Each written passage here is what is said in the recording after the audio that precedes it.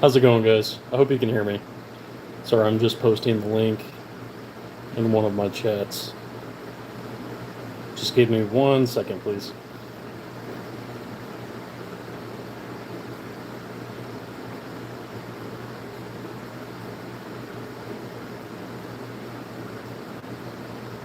Thanks, K-Dog. I know you've been supporting for a long time. I appreciate the likes, man.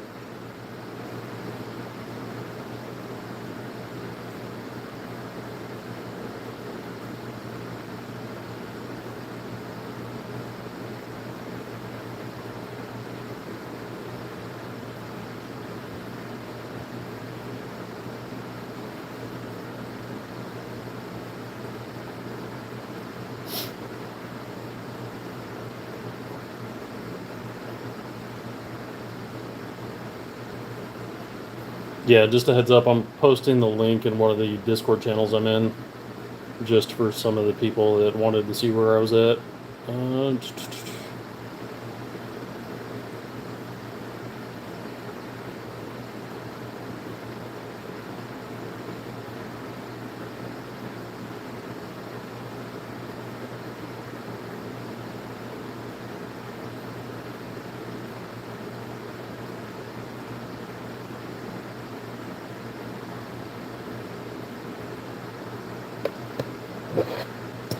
okay. So, I'm terrible at going live. So, this is going to be, how do I put this? Exactly what you're taking, which is nothing. So, just to give everybody a quick overview.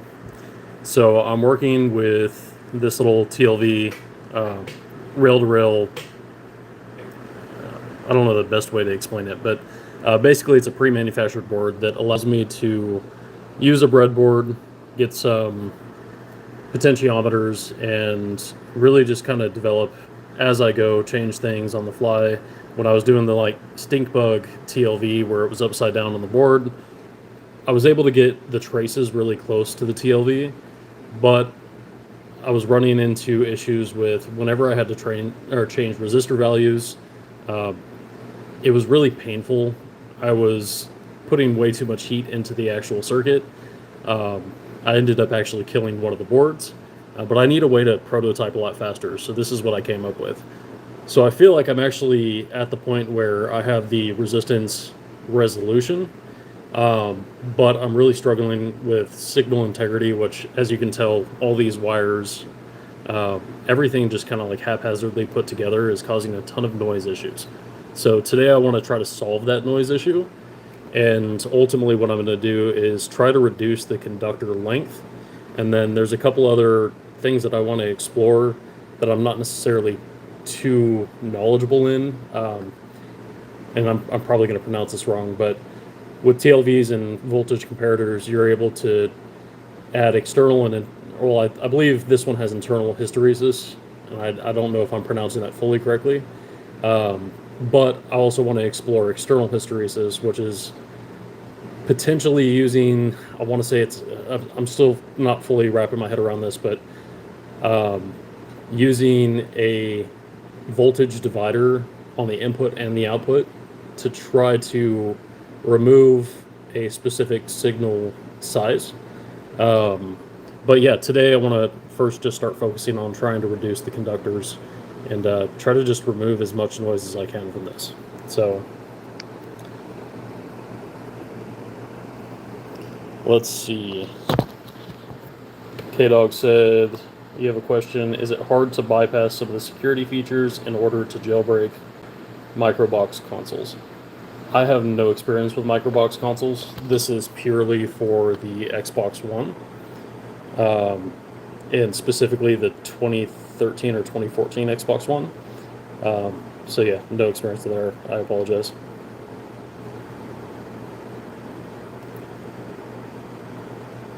Do you know how to make a TV channel? I unfortunately am not interested enough to make a TV channel.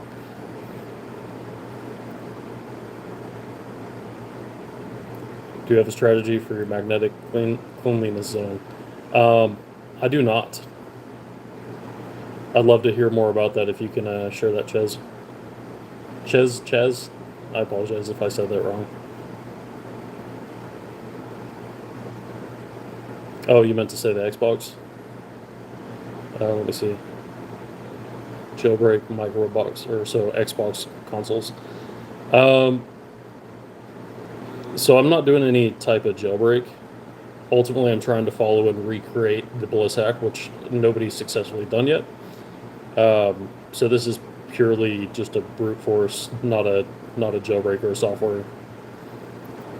There is software related to it, but it'll all be hardware predominantly. Okay. So I'm gonna go ahead and get started, and we can start cleaning this up.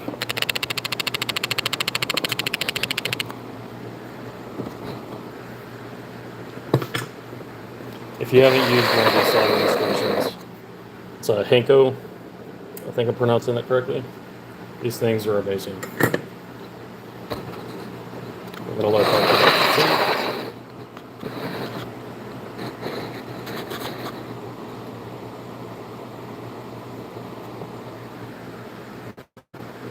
Does the Discord still exist? It does, kind of. I know that the admin of the Discord shut the Discord down for new people coming into the channel. There was a lot of drama and back-end stuff that I ultimately ended up tuning out, and I think I left at one point. I wouldn't recommend anybody joins the Discord or a Discord. It just got really chaotic. I don't think I'm going to take a super active role in updating the Discord too. Mainly, I think I'm going to put everything in my YouTube channel and just through these videos or lives.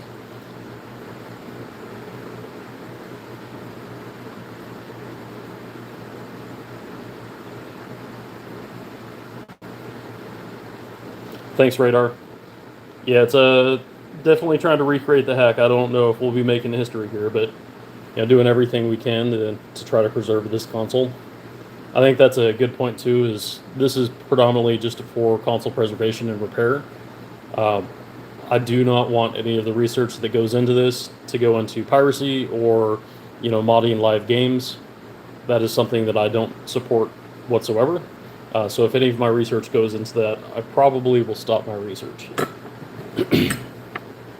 Okay, so let's clean this up.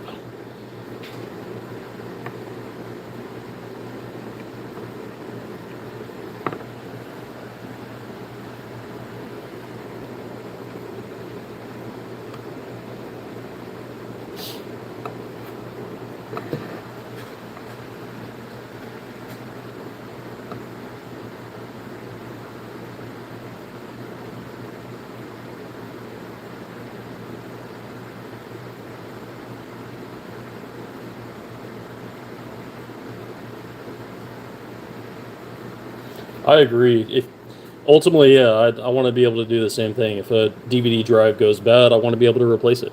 We purchased this, we purchased our equipment, and we should be able to repair it. I don't think I'm ever going to change my stance on that.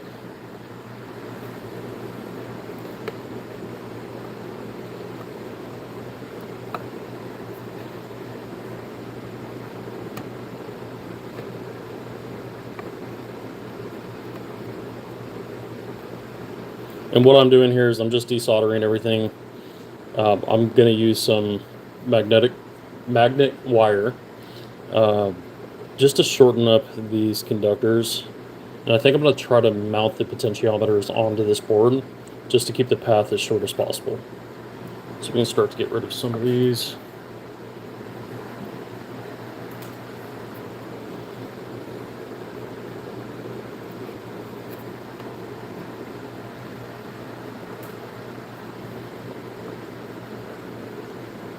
I'll try to pay attention to chat as much as I can. I apologize if I get distracted.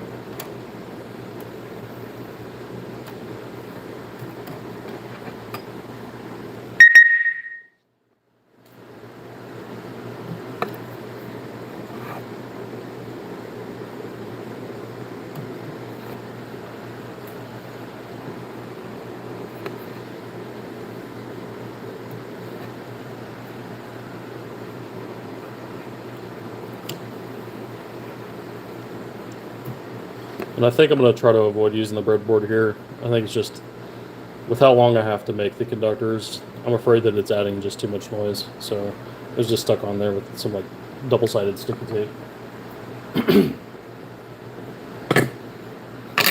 Okay.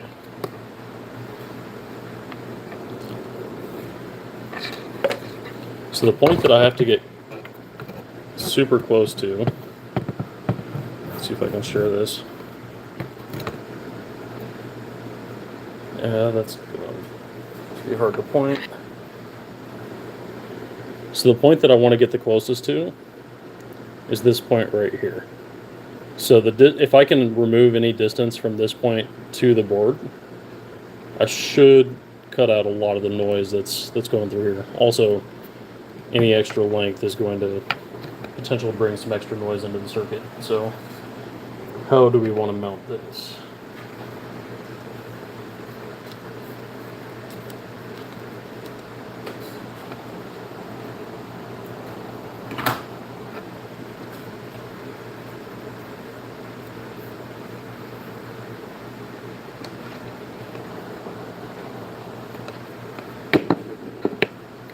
Just gonna let my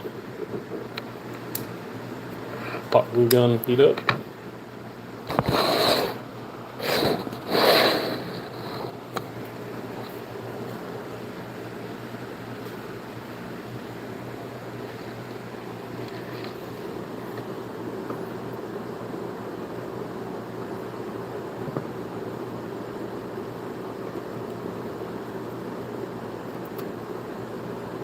And right now I'm just looking for what is going to be the shortest path.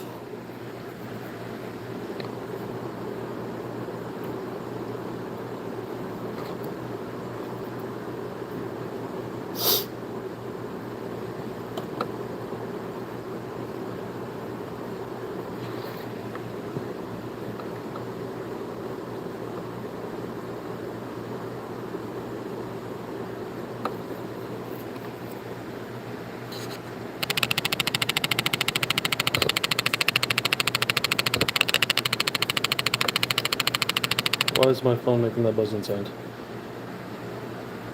How many wires to solder is the install? Initially, while I'm building all the introspection and building out the circuit, it's going to be a ton of wires. Once I have everything programmed onto one of these Teensy boards, and I know what timings I'm working with and what profiles I need, we can probably eliminate a ton of the wires. But a lot of this right now is just trying to understand and get to a place where I can start actually glitching the console so I can build those timing profiles. But good question, Radar.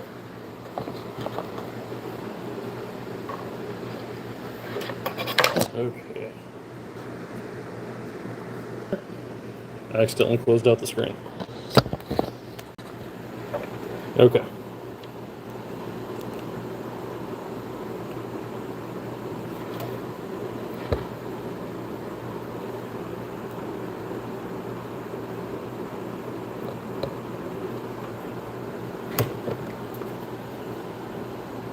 I think we're going to try right here.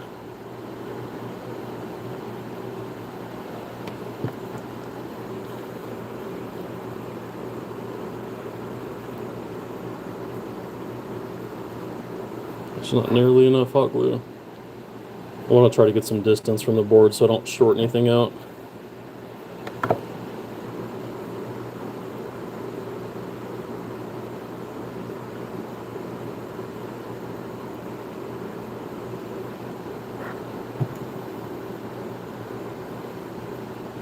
And the hot glue is just there to help temporarily hold the board, so I don't have to keep messing around with it.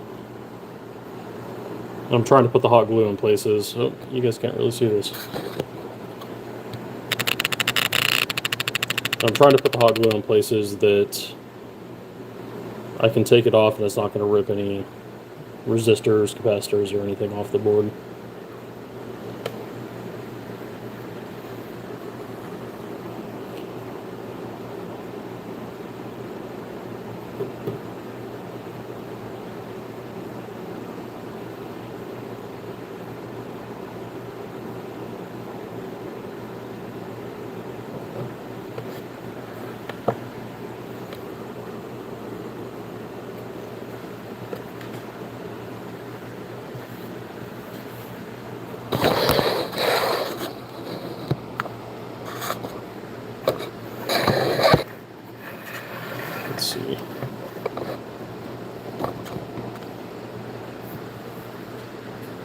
Okay, so here's that point. We need to jump from this contact right here over to this pad. So I'm just trying to get that as close as I can. I think I got it. So, oops, didn't mean to drop that. And I'm going to place this little piece of wax paper under this connector because I am afraid that that is going to short out. Leave that there. But yeah, here are the 2 points.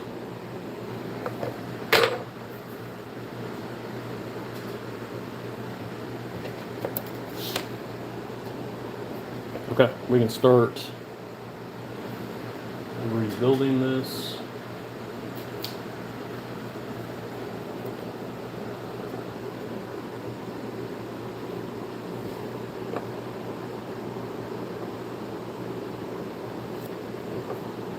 Where do I want to put these?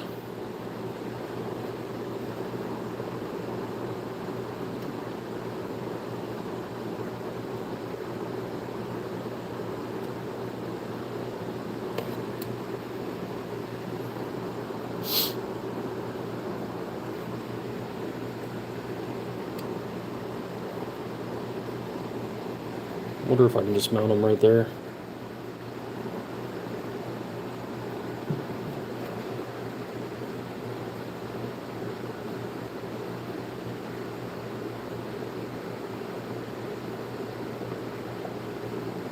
That seems pretty sturdy.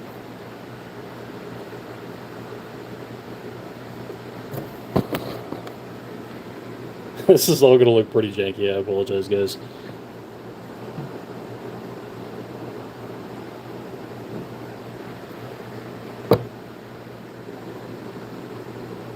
But the goal is to get everything as close as we can to cut out noise issues.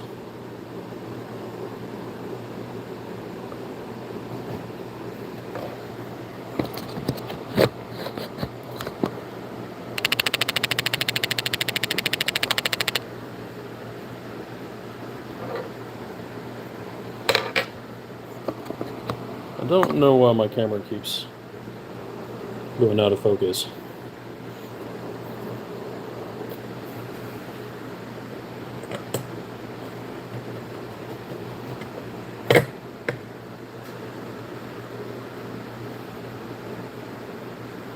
Okay, so I'll be using magnet wire. Just got to cut out a couple pieces.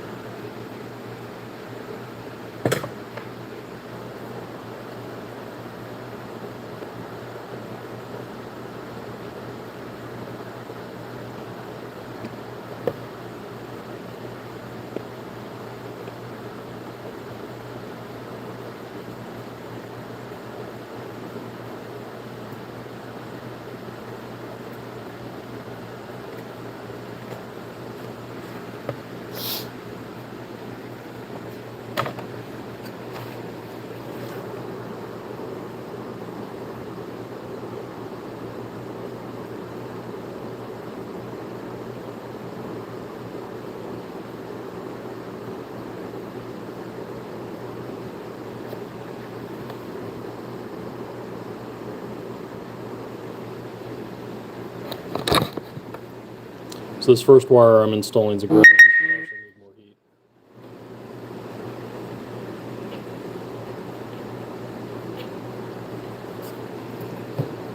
But yeah, just getting this ground installed first.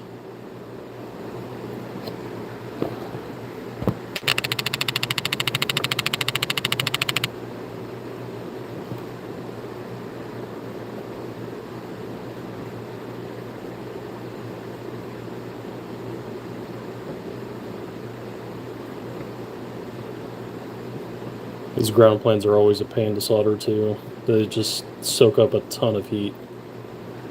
But I think we're good. Yep.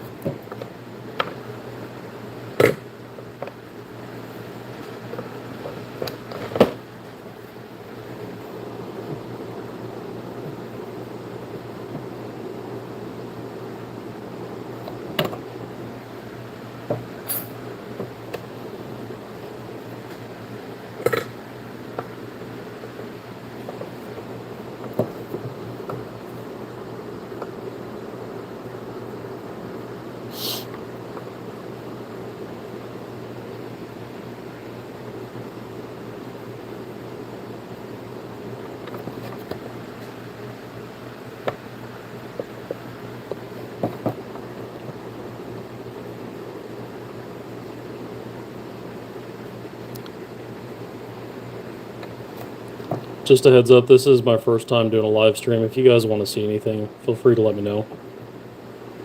And I can slow down. I'm going to need my tweezers for that.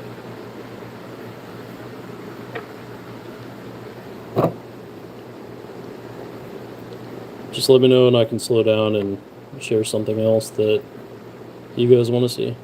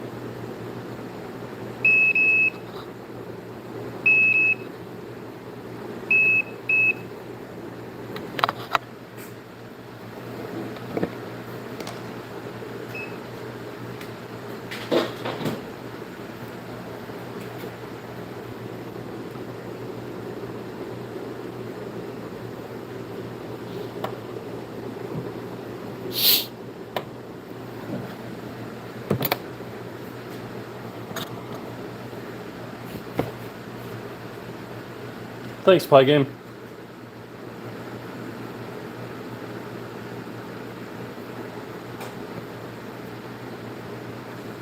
Oh, Radar. Sorry, I just I missed your last comment. Honestly, I think if this is a vulnerability on the Xbox One, I do think there is a great chance that this could be patched into, not patched, but the research can be progressed into later consoles. There's a security coprocessor that was released, I want to say, not released, enabled in 2014 or 2015. I think if we can attack that and gain access to bypass it, I think there is a good chance that it'll port over into all of the later consoles.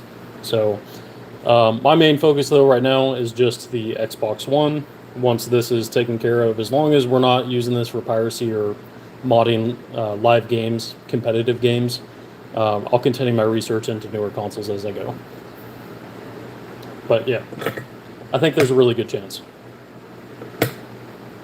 I agree. I think any console and all console would be amazing because it's anything we can do to preserve these consoles, especially in a world where, you know, live games are taking over the world, or live service games or DRM is, you know, making it challenging to preserve these games. Anything we can do to try to have a leg up on, you know, saving these consoles over time when Xbox decides to unplug the servers is ultimately what I'm a fan of. So, okay, so where were we at? So we have the E-fuse on. Okay. I'm going to start getting some power over this.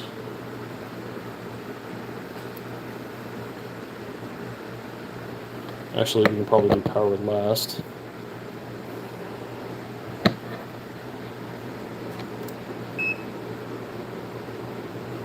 Let's see if I can set this up in a way that you guys can see it.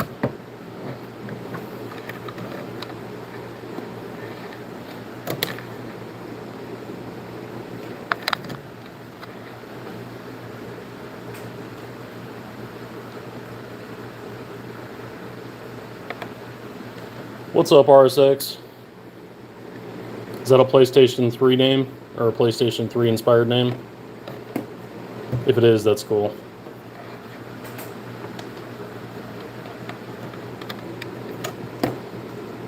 I guess it's cool either way, but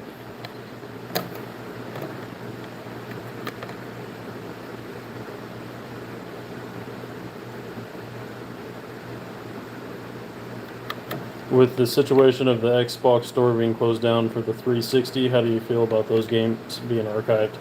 I think with how long the 360's been around and been hacked, you know, we had access to basically mod that console really early in its lifespan. I think there is a really good chance of basically the entire catalog being archived.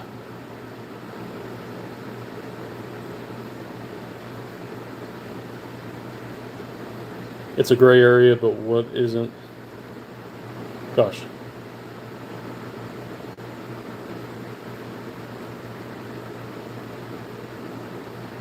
You know, I think to an extent people are going to pirate games. How do I put this? With the Xbox 360, let's use that as an example because it's basically at end of life. I'm still a big fan of you owning the physical copy and preserving, say, like game discs from getting scratched, and then having a downloaded copy on your console that you can play without having to use the disc. So I still think you should have to buy the physical copy.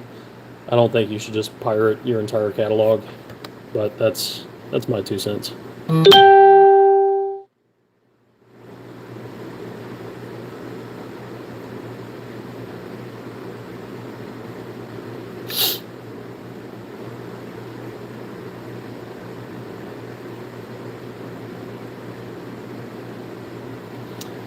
I'm just trying to check the resistance. I forgot which resistor or which potentiometer. Potentiometer is what? I guess I can look at the side. But I'm basically just trying to figure out which one I had for my pull up resistor and which one was the pull down. So 203 is the left one. 502 is the right one. So I believe 203. Let me look at my chart real quick. So 203 is a 20 kilo ohm potentiometer. And then I said, what did I say for that one? 502. 502 is a 5K potentiometer. So I believe I was using 203 for my pull-up and 502 for my pull-down. Might have to switch wires if I got that backwards, but it's not a big deal. Okay, so that. Just checking resistance. And we might just need to restart and sweep the entire high and low of one of these potentiometers or both of them to redial in the resistance. Changing the conductor length sometimes will also change the resistance. With how sensitive this circuit needs to be, I wouldn't be surprised if just changing the wires changes that dramatically, not drastically. I don't even know if that's a word. But yeah, good question.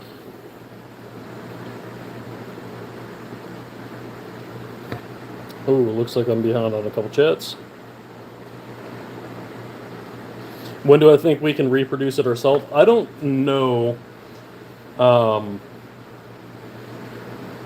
I think the biggest thing is if I had if money wasn't an option, or not an option, if money wasn't an issue and time wasn't an issue, I think we could probably recreate this incredibly fast.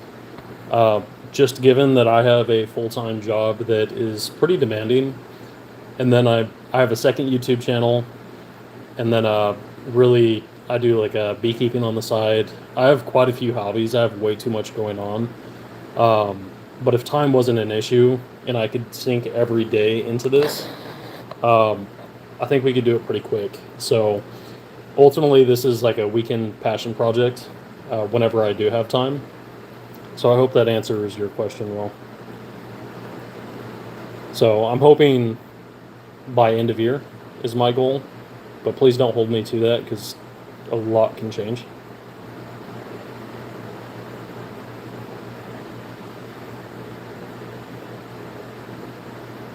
Yeah, I definitely think video game collecting is probably coming to an end. Um, I don't like having to buy licenses. I wish digital media was still ownership, not licensing. Um, but yeah, I think collecting physical copies is probably going to come to an end. I think you're right. Am I trying to remove the noise as mentioned in Discord? Yes, I am. So I believe I had two issues last time I posted an update. When I was doing the stink bug, just using a little TLV, I think I have one of them in here. Let me see if I can find one. Um, when I say stink bug, I just mean using one of these TLVs, flipping them upside down and soldering the wires directly to them. If you do it that way, you can get the wires to be incredibly short. And when they're incredibly short, you reduce the amount of noise that's in the circuit. You are able to really just kind of like cut out a lot of the variables. The problem I have with that is these terminals are incredibly small. So soldering to them, making sure you don't have any shorts. I also don't have the steadiest hands. Makes this really challenging. I had to basically resolder a ton of the points as I was making any revisions. And let me just put this back in the bag so we don't lose what type that is. But I have all of these resistors that I've been using to just get different ratios to try to zero in the voltage on my voltage divider. And when you have to solder and unsolder really, really tiny resistors over and over, that stink bug method gets really challenging to go through multiple revisions with. So I've taken this approach where I'm using these multi-turn potentiometers to allow me to basically just tune the voltage dividers manually, and these are pretty precise. I think I've solved the problem with the voltage divider ratio and resolution that I was looking for. So what I'm trying to do now is exactly what you were saying, which is reduce the noise, try to bring the conductor path as close as I can to where it needs to be connected. If that doesn't work, I have to look into, I believe the way to say this is hysteresis, which is basically taking the the input and the output, and making a voltage divider that will target a specific noise range and remove it from the signal. So that is something that's a little bit outside of the scope of what I know how to do right now. Ultimately, I'm trying to do the easiest path, which is just try to remove the noise altogether. Right. So I hope that answered that question well. And can I send images to the TV? Are you talking about the monitors back here? I'm not sure I answered that, or I'm not sure I understand that, Shadow.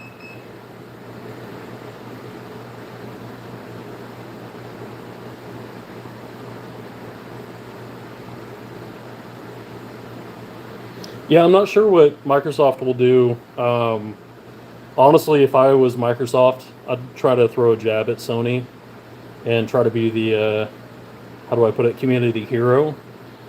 Just kind of like how Sony did with Microsoft, where you could share games, and Microsoft was trying to lock that down.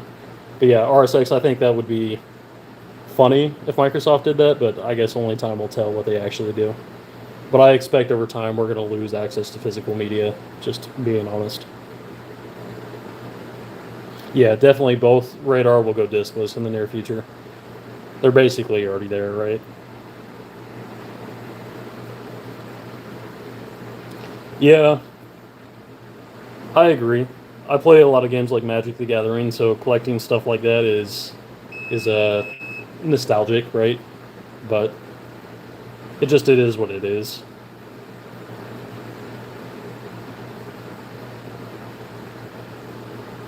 These things that are sticking together are a mod chip.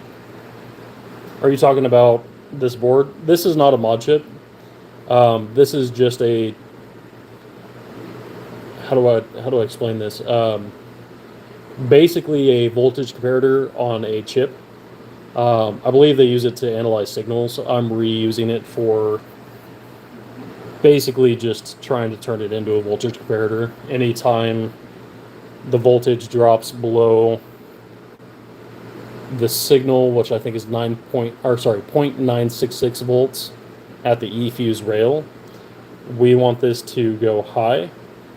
And with that high signal, we want to be able to basically time our glitch attacks. So I'm trying to basically get the signal to go high when the 0.966 volt signal from the E-fuse rail drops down to, I think I want to say it's like 0.910 range, somewhere around there. Any noise in excess of 50 to 75 millivolts is going to muddy that signal to where I can't actually get a clean square wave, which we need to be able to use one of these microcontrollers to use that signal to time our voltage or crowbar attack. So, but yeah, this isn't a mod chip. This is just a voltage comparator.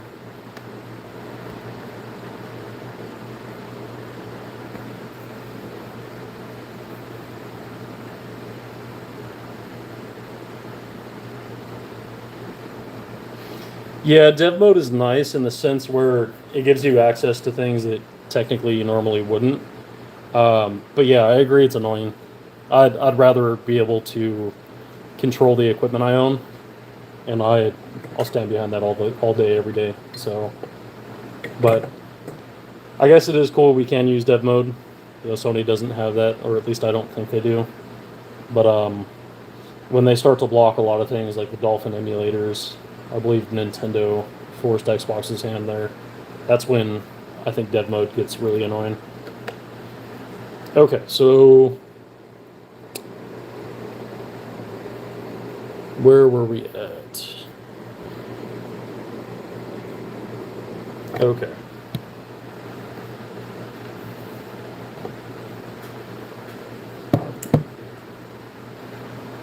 Turn my soldering iron back on.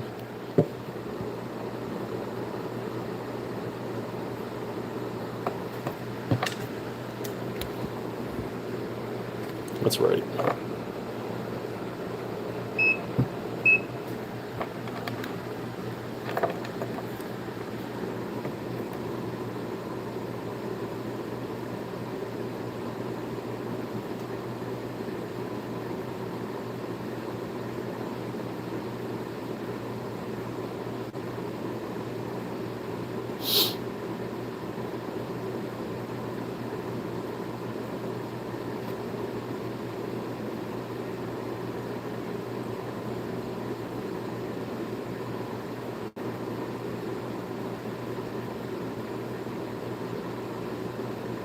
Okay.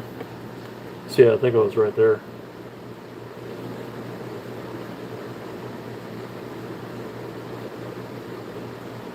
.502 is, yeah, 5 kilo ohm potentiometer. And then this one is the 20 kilo ohm. I don't know if you can see that screen. It looks like it's too blurry. Okay.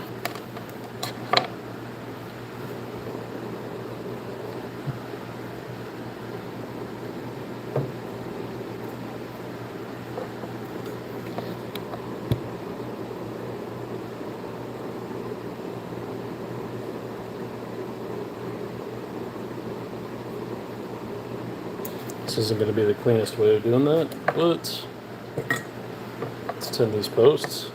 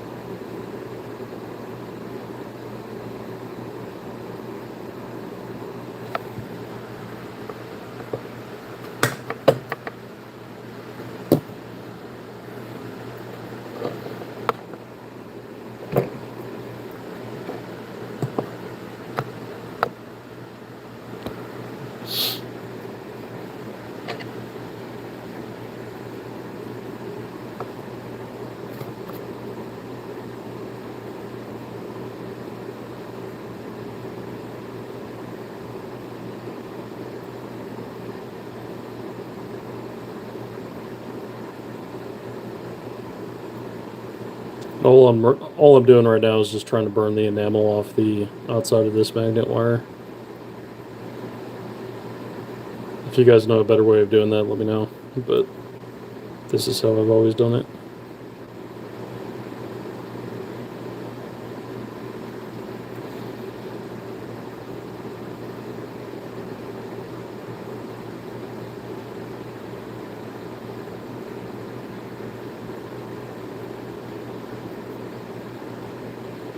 Okay.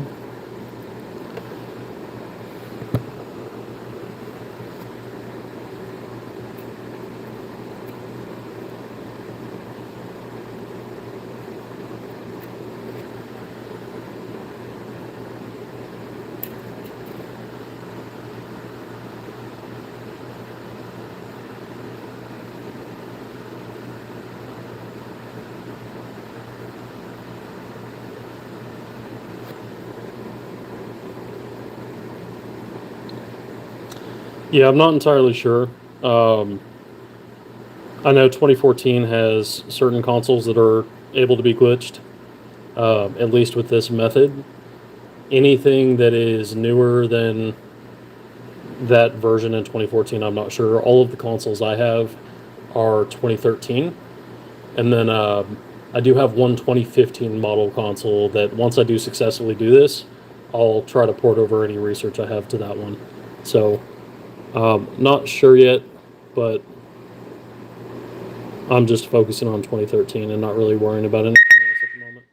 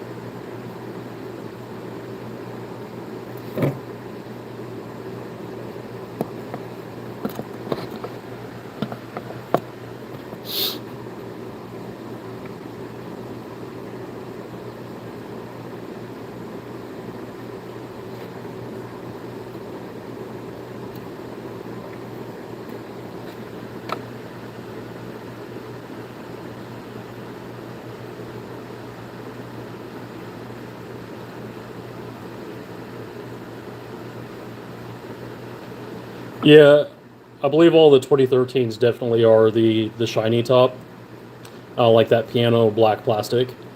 Um, I don't actually. My 2015 console is put away on the shelf. I can probably try to find that later. and see if it's that matte black. But I do notice that Shop Goodwill is where I got most of mine. And I have one right here. Let's see. Flip my camera around. I have one right here. And I've noticed that there's some additional writing at the bottom for anything that's like 2015. But if you look without that extra writing on the bottom, sometimes you can get really lucky with that 2013. I didn't mean to buy my 2015, but that's ultimately how I figured that out. So hopefully that helps you kind of narrow down if you only have limited photos. Yeah, the day one edition makes it easier for sure.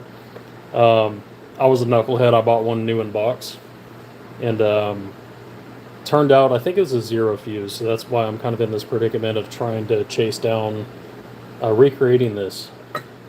The day one edition, I was able to actually get the proper signals, and I wasn't getting any eFuse reads, just the initial, I guess, initialization. So I won't be doing that again in the future.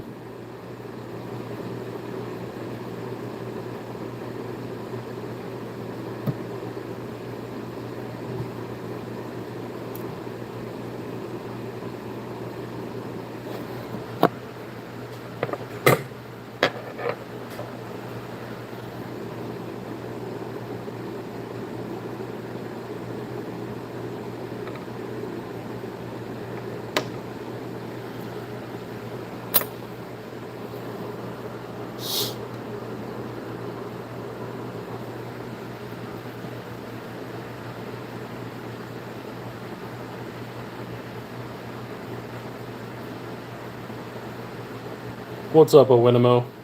I hope I pronounced that right.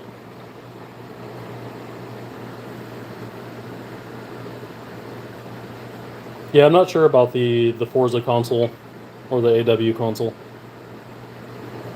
I was more of an Xbox 360 person. After the Xbox One came out, I think my dad purchased a day one edition, and really there just wasn't any really good games out for it. The launch was pretty bad, and then I switched to PC gaming. So I didn't really do anything with this generation. So my knowledge of all the different console variations is pretty slim.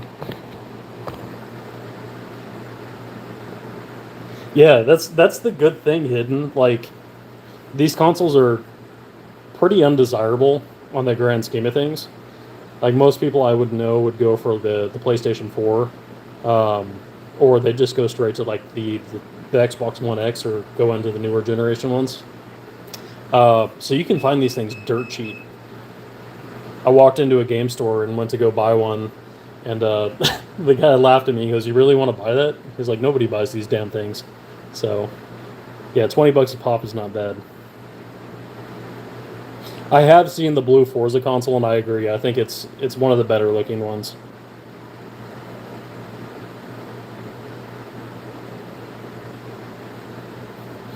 You know, K-Dog, I've burned myself so many times with the soldering iron. Yeah, it definitely hurts.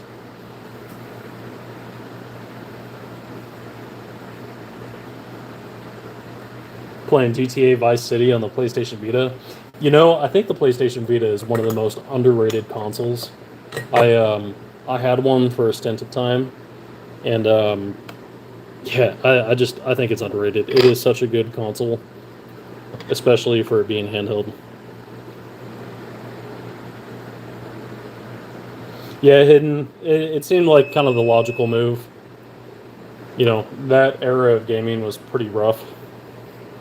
The 360 was such a good console in my opinion. The PlayStation 3 was too. Um, but yeah, I wasn't really a big fan of that whole generation of consoles.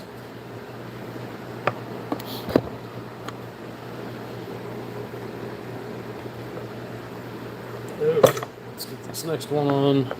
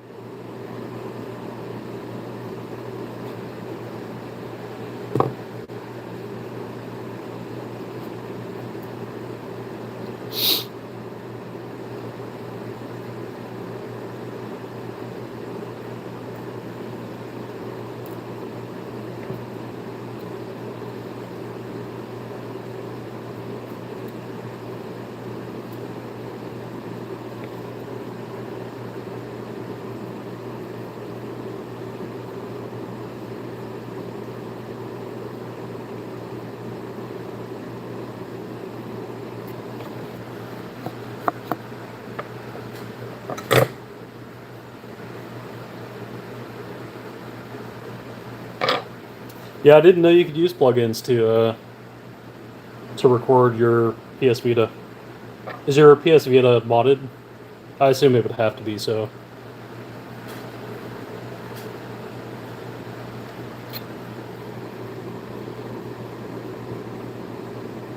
Yeah, when I had my Vita, I did a soft mod or a software mod that allowed me to use SD cards and all that shenanigans.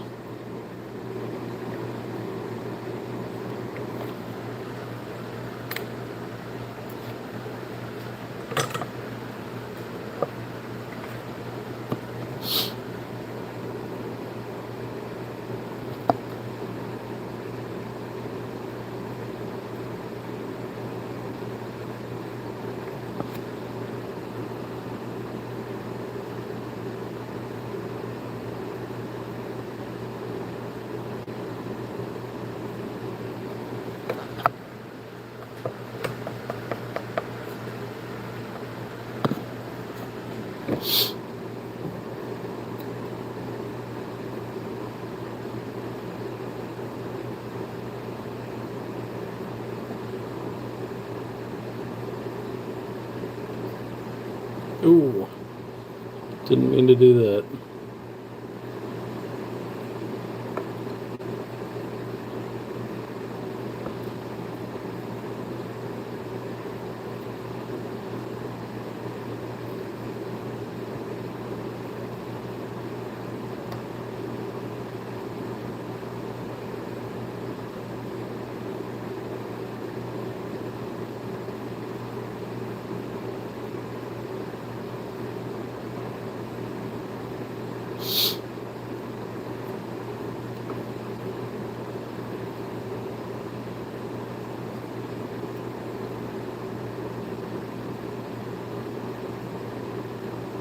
There we go.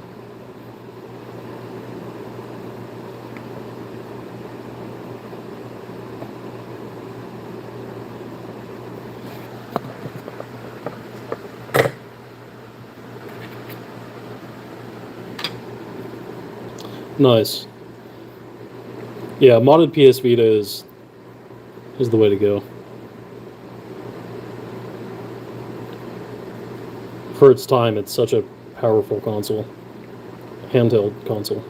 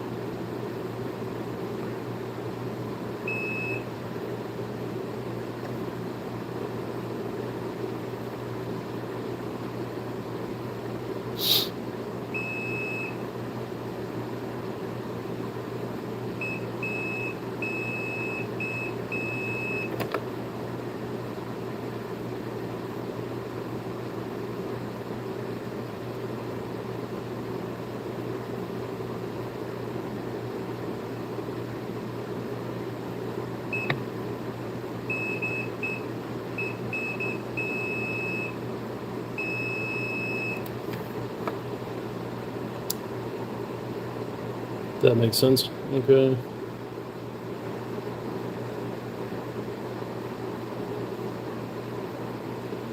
Perfect.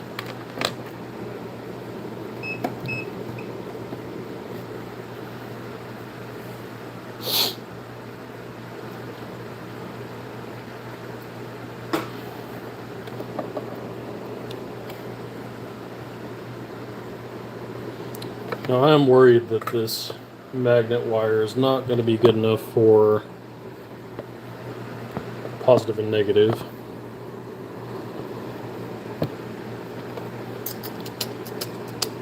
Yeah, I'm just going to upsize that wire.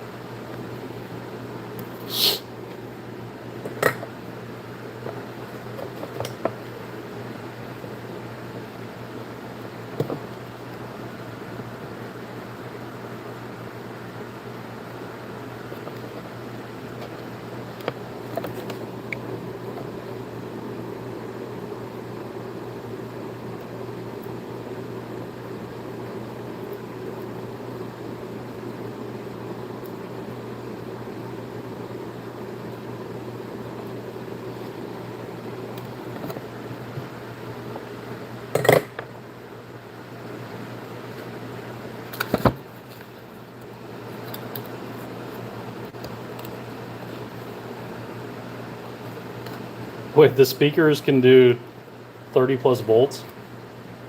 That's crazy. I did not know that. I thought they were going to be your standard, like, 12 volt.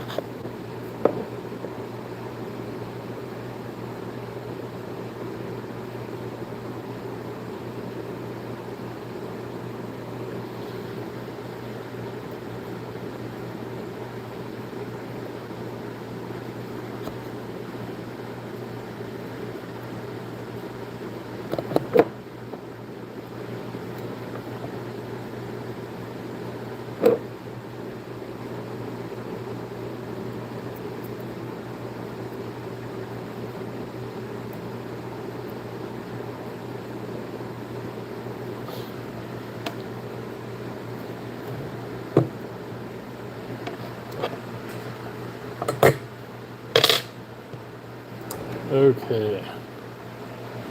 I think now is a good time to just make sure that I didn't kill this board. And then we also have to find a 5-volt source. So let's get you guys set up to where you can see the screen.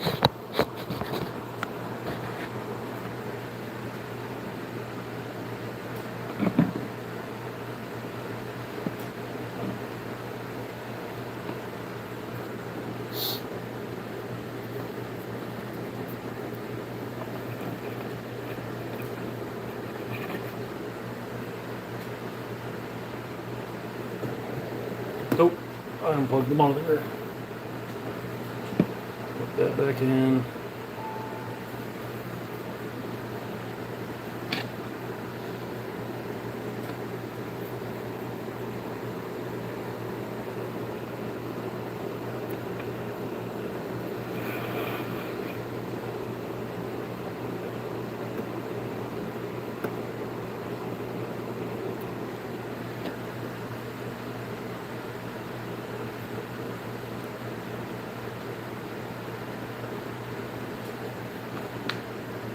Should be starting.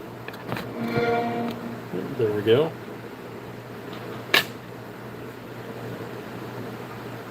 Oh, I see what you're saying. You're talking about the speaker wire being able to handle. I was worried about there being too much resistance, not necessarily it being able to carry the voltage. Um, but yeah, this is. Sorry, I thought you were talking about the PS Vita. Yeah, this is 30 gauge. So it's pretty small stuff.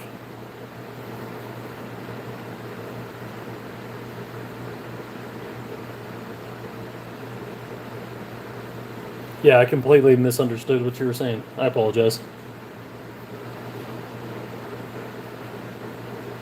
Yeah, usually this console takes a little bit to launch, but it should boot straight to the sign-in screen. Perfect. You guys get to see my, my gamer tag and my last name. Wonderful. It's fine. Okay, so we're going to shut this console off now.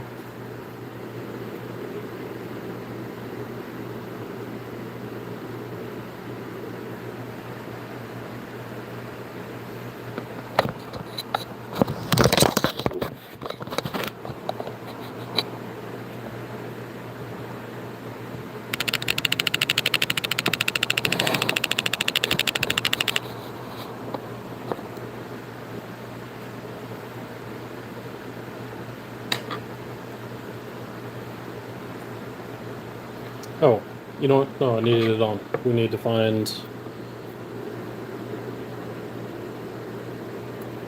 a 5-volt source. And I want to target finding a 5-volt source on this side. Although I don't know what's right there. I don't want the noise of anything right here going through. Let's see. That looks like a capacitor. Let's test the voltage there.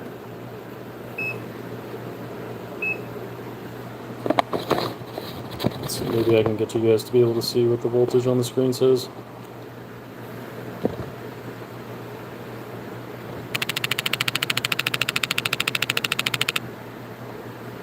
Okay.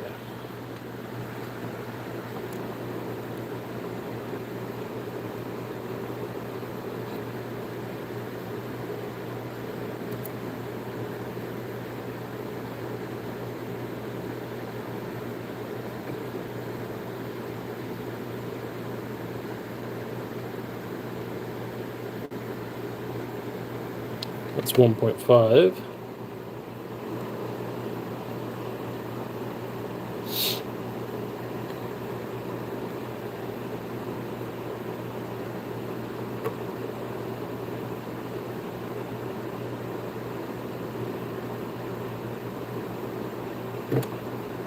Hmm.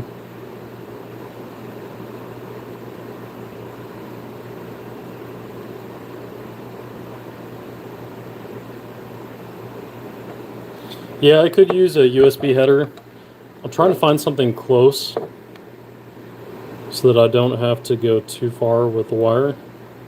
Once again, just trying to find the shortest path. It's 1.3.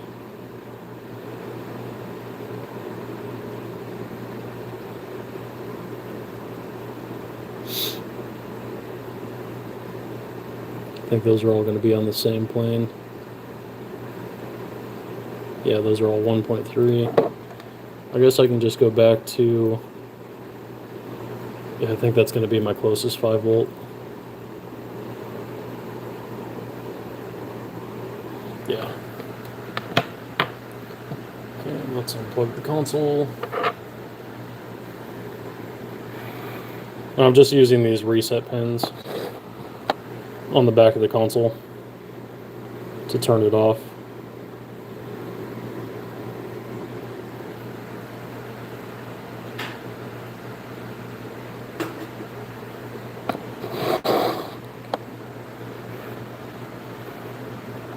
What's up, safety? That is an interesting way to spell safety. Alright, so let's feed this through. Actually, I didn't unplug the console.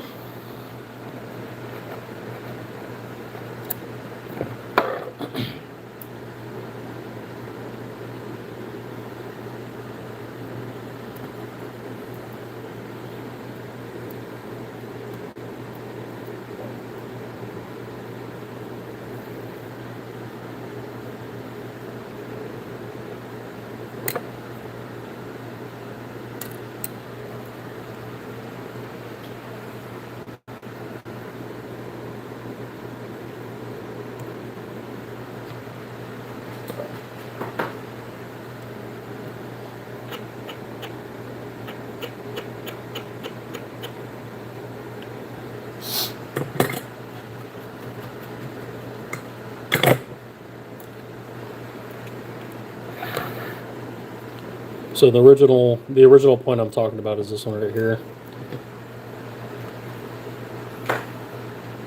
This guy, I'll just point with the tweezers. There we go. This guy right here is a 5-volt source on the left side.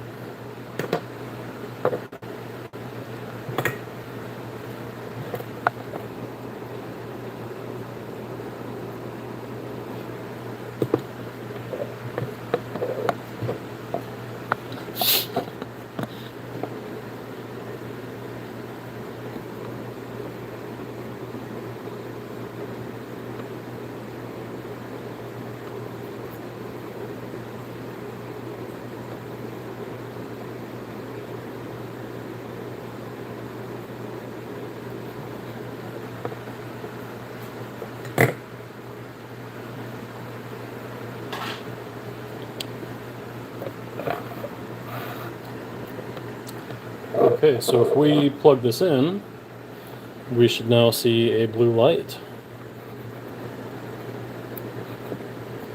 We do.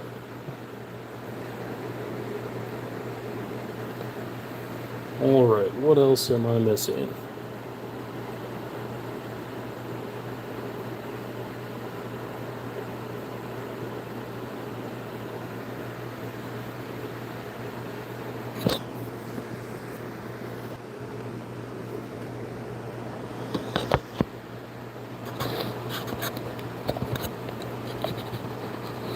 Yeah, I do have the roadmap on GitHub. The only unfortunate part is until I get into the software side of things, I'm really probably not going to make too much progress on updating it.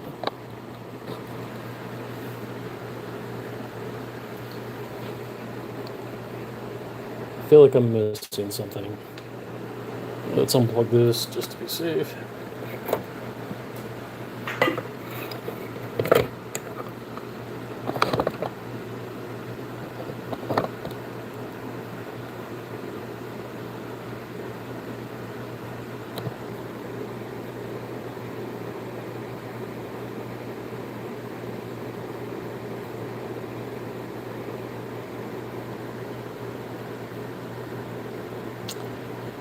Let's see, so signal in, ground, pull up, pull down resistor.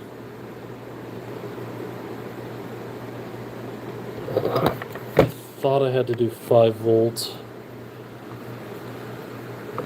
Sorry, I might have to pause the stream. I want to double check and see if I thought I needed to put 5 volt to this pad right here. I need to look back at my photo real quick. Bear with me 1 second.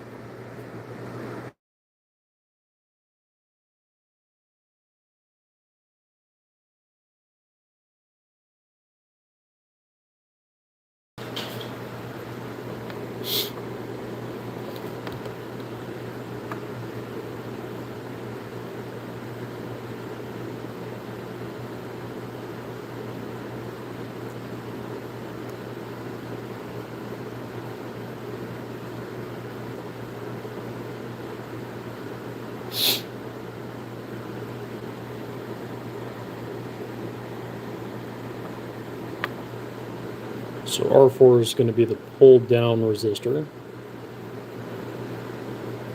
R5 will be the pull up resistor.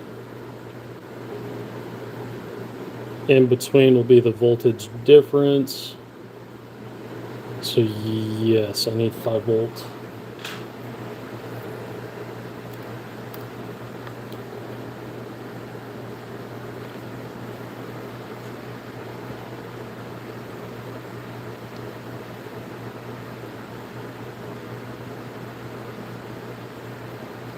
Yeah, I agree. I'm excited about it too, Ann. It's a big project. I'm glad to be a part of it. I always wanted to be more involved in the 360 RGH and JTAG community. I now have both a JTAG and RGH console. I used to mod and sell those consoles as well, but I never was on the front end side. I was always following in everybody else's footsteps and doing mods that were already already built. So to be this early on this project, I'm honored. It's cool.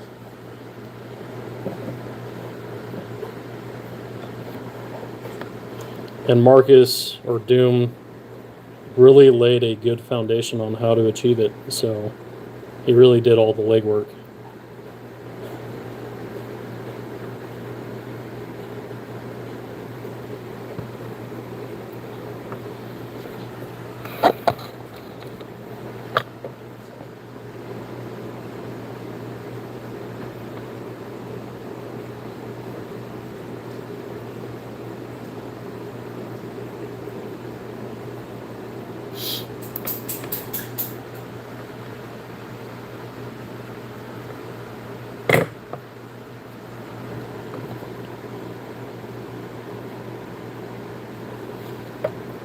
I think I'm just going to go straight across.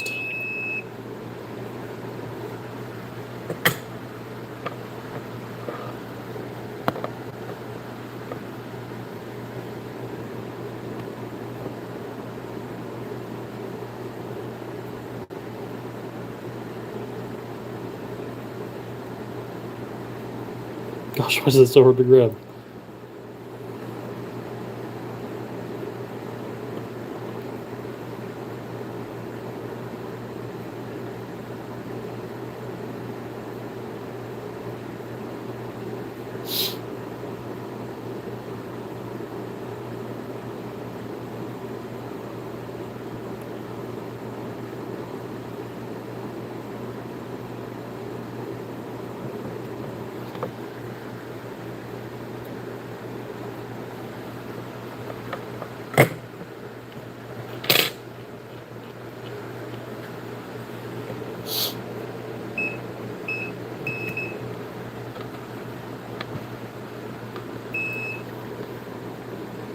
I just want to check and make sure I don't have a short to ground right here. And magnet wire is pretty close. And we don't.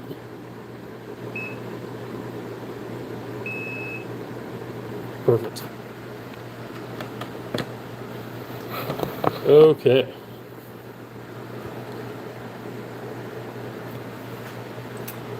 Let's turn off the soldering iron. Just going to move this out of the way real quick for 1 second.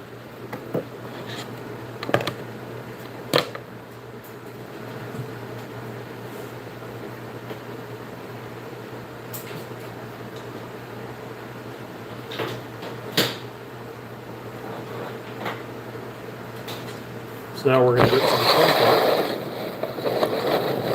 part, which is actually testing the circuit and seeing what kind of signals we get.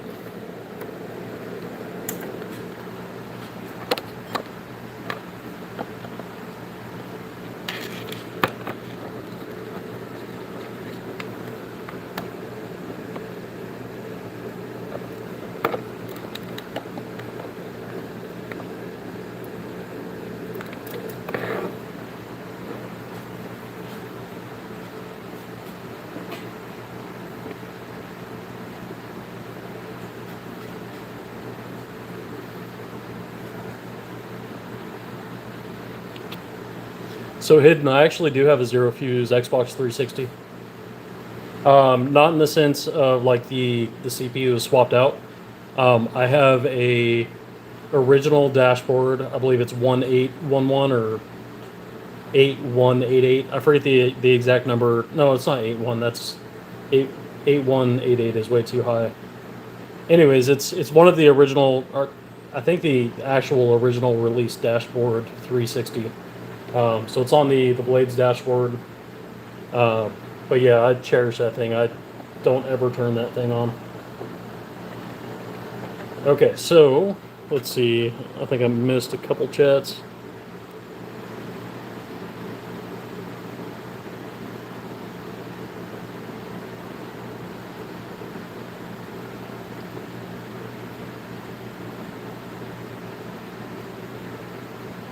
Yeah, I've never gotten into the PS4 Syscon side. I did convert a Raspberry Pi into a UART reader and was doing a lot of the Syscon reads on the PS3.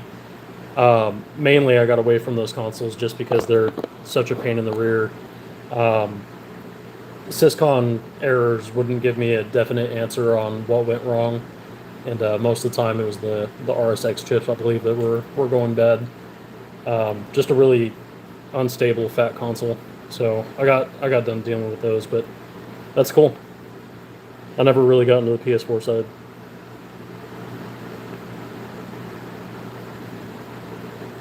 Yeah, I think emulation on the Xbox One or any of the newer consoles would be amazing, especially with the power that these consoles have. Yeah, that's sick. I have a Halo 3 version too. It's not on any old dashboard, but I do have a Halo 3 version. I don't know. I haven't really gotten into the CPU swaps. I just don't have the equipment for them, and I'm not going to pay somebody else to do that service for me.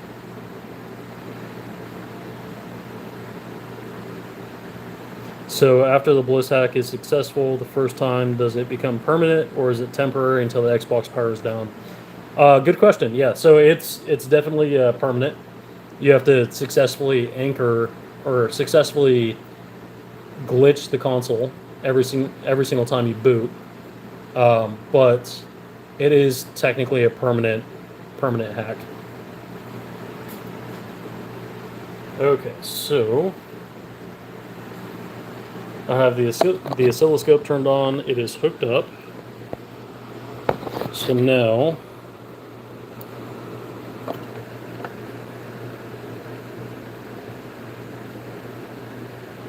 I want to trim these potentiometers until I get a high signal.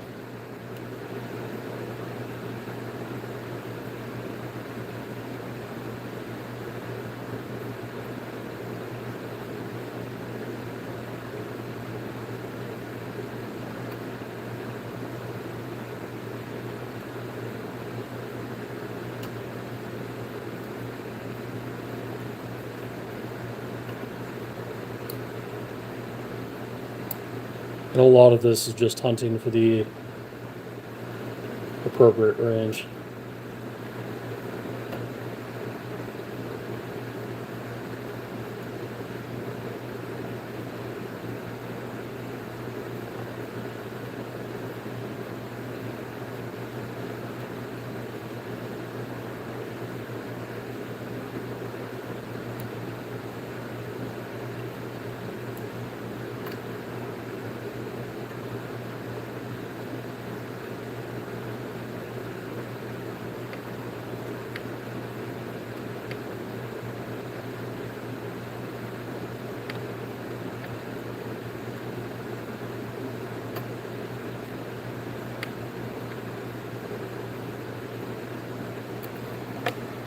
I'm going to turn...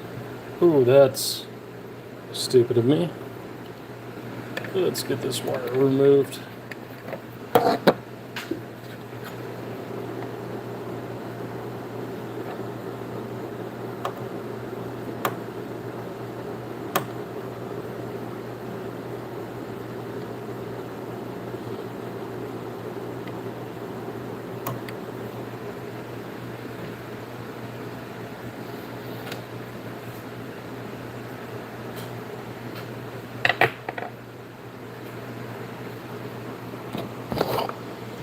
I just want to show you guys that this is somewhat behaving like it should. So as soon as I power or provide power to the console, you'll see this line up here should fall down to 0.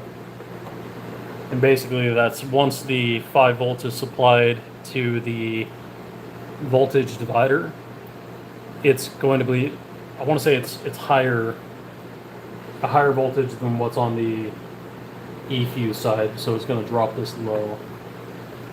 There you go. So as you can see, the line is down here now.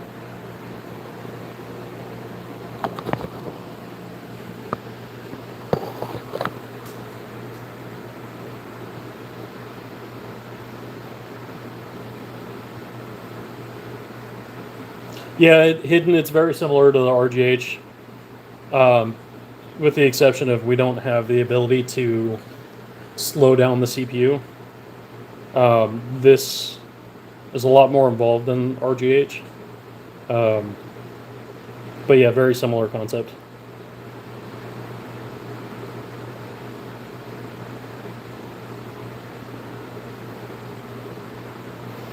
Yeah, we definitely need to get the timing down. I'm not even to the place of being able to work on glitch timing yet.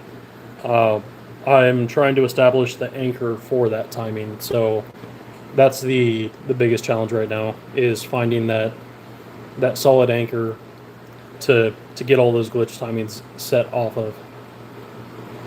This eFuse read or this eFuse rail is really finicky.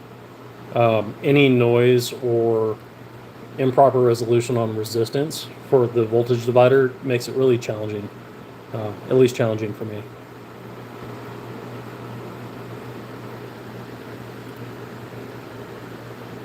Correct. It's definitely a hard mod. It's definitely not permanent. You can reverse it by removing it and programming back to the original software, but yeah.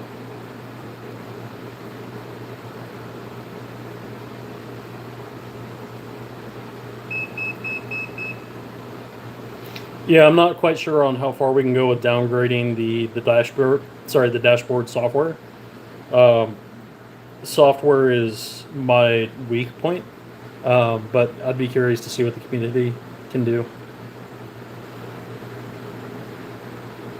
Yeah, RSX Xbox can't patch this. This is a hardware vulnerability, and yeah, they released a console that, at least in 2013 and 2014, didn't have the full stack of security fully enabled. So we're taking advantage of that.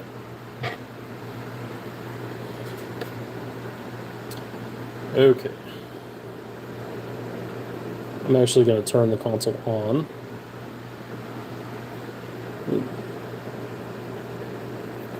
Let's make sure we still have boot.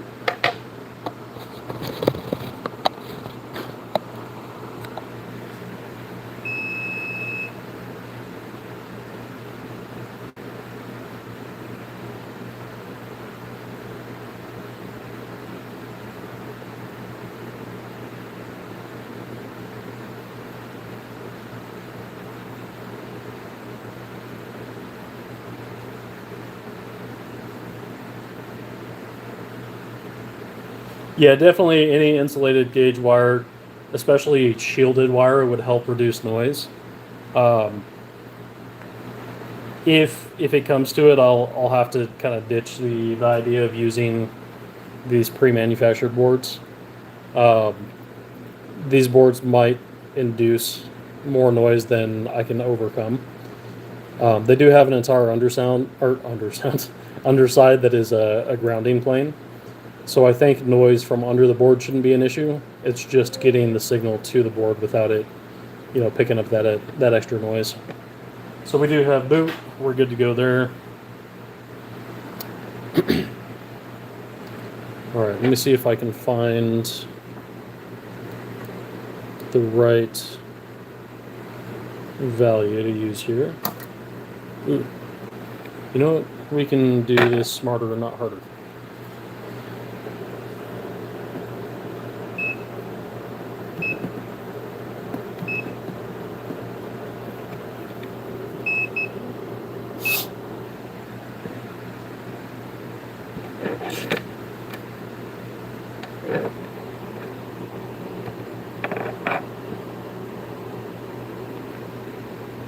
So we're at 4.56 volts.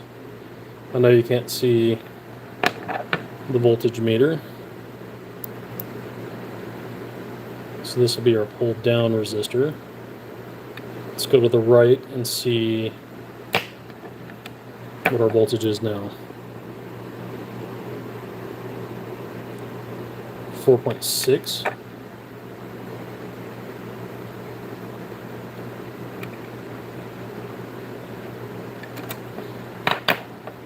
Forgot the first voltage. So 4.6. It's staying the same. Okay, so Let's start to go the opposite direction.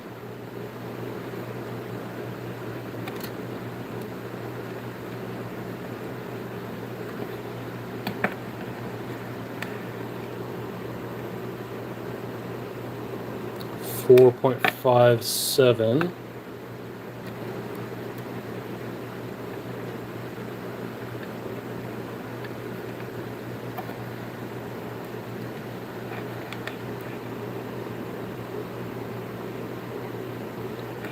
.52. So our target, we want to get closer to 1 volt. At 1 volt, we should start to see the oscilloscope react to any signal.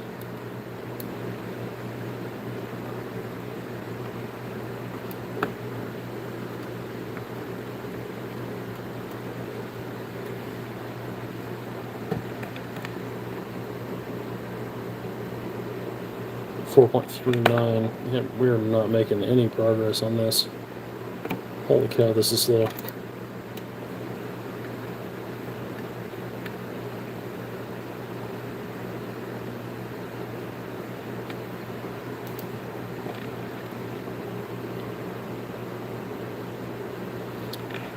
.16.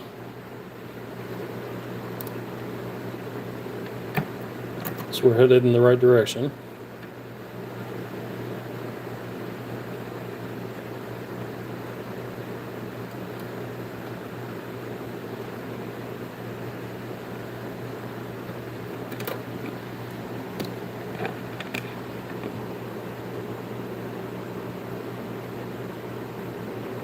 .4.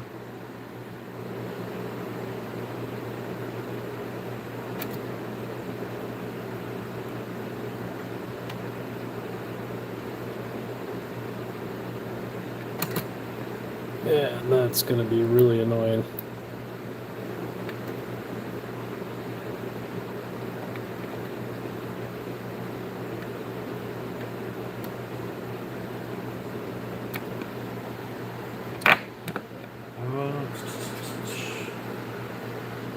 I need to put something under this fan. I can feel this console getting hot. There we go.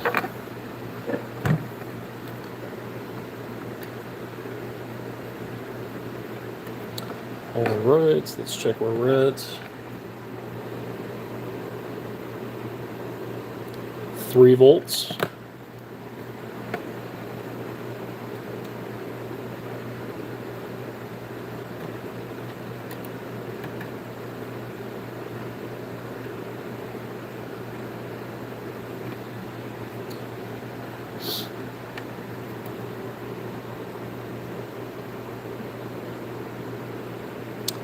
Sweet, we're at 1.9, so we're getting there.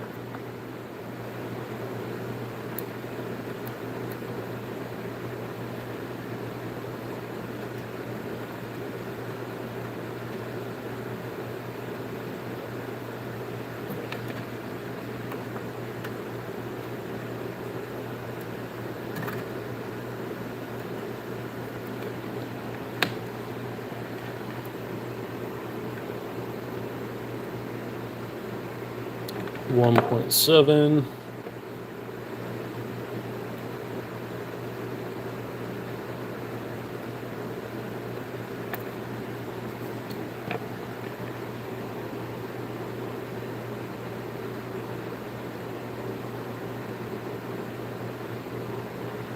Okay, we're at .7.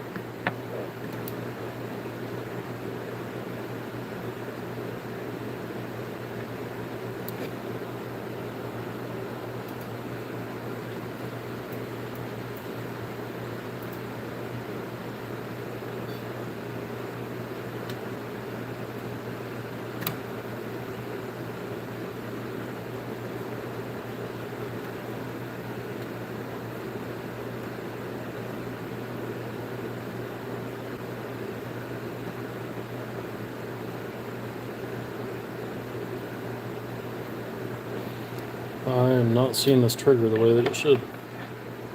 What voltage are we at? 0.59. What voltage do we have here? 0.963.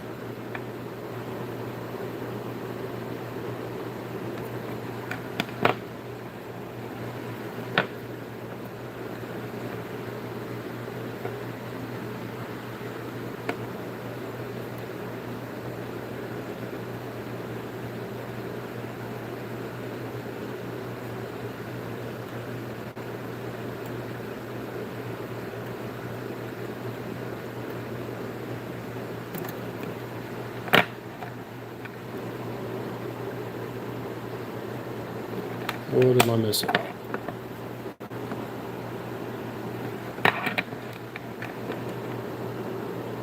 What is our voltage here?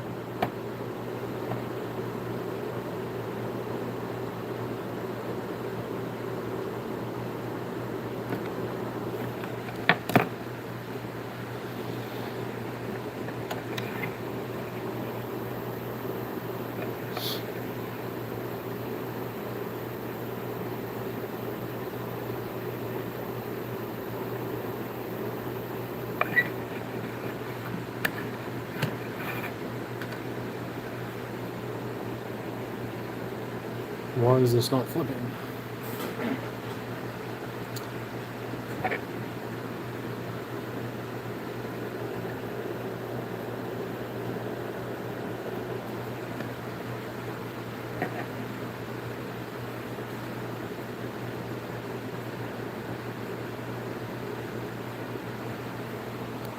And what I mean by it's not flipping is the signal is staying low.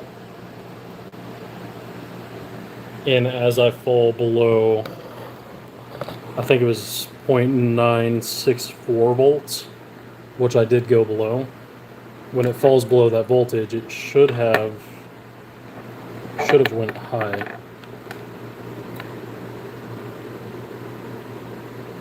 So we have 5 volts here,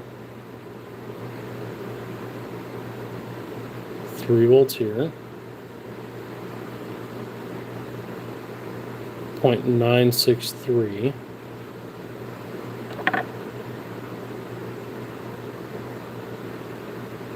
Zero volts at the output. Why is that bouncing around?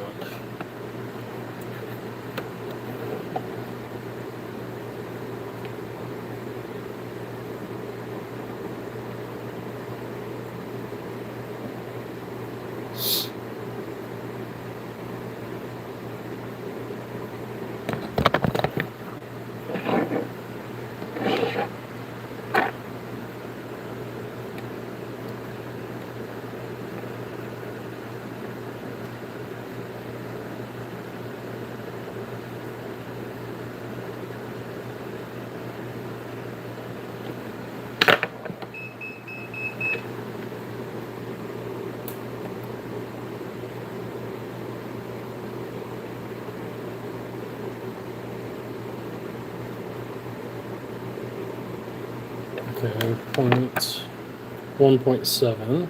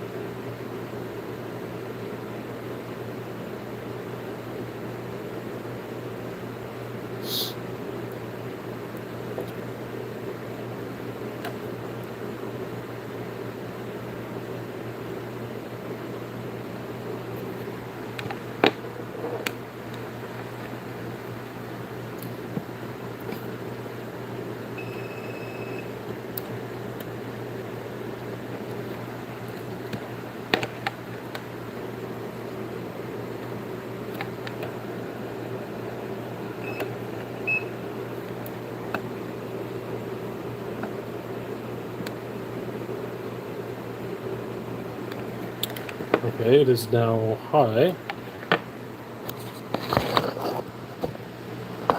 So let's see if raising the voltage now gets that to drop low. I'm turning the potentiometer. Oh, it does. Okay, so we're right there. Let's turn it back.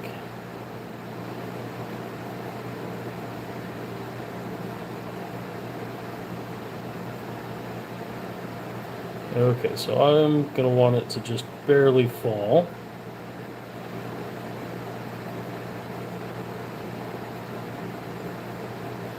Perfect. Okay. And I'm not seeing a ton of noise like I was before. Every time I was getting between the rise and the fall of the voltage, I'd see a bunch of spikes everywhere. So let's turn the console on and see if that remains true. What we're looking for is some short pulses, and then it to fall back down to 0 volts. So if that is working, it means we're getting some decent reads.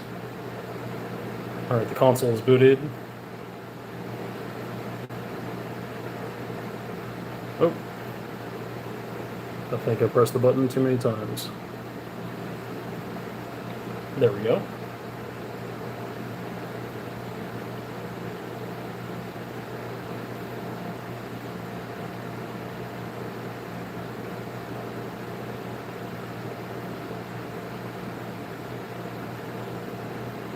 Why is this not booting?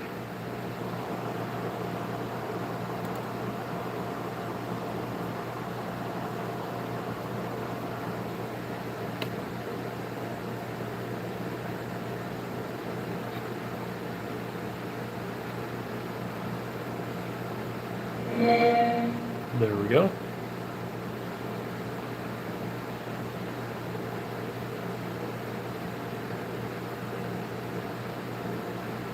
And I might need to hit the reset pin for this to read the way it should. I think that's how it was working last time.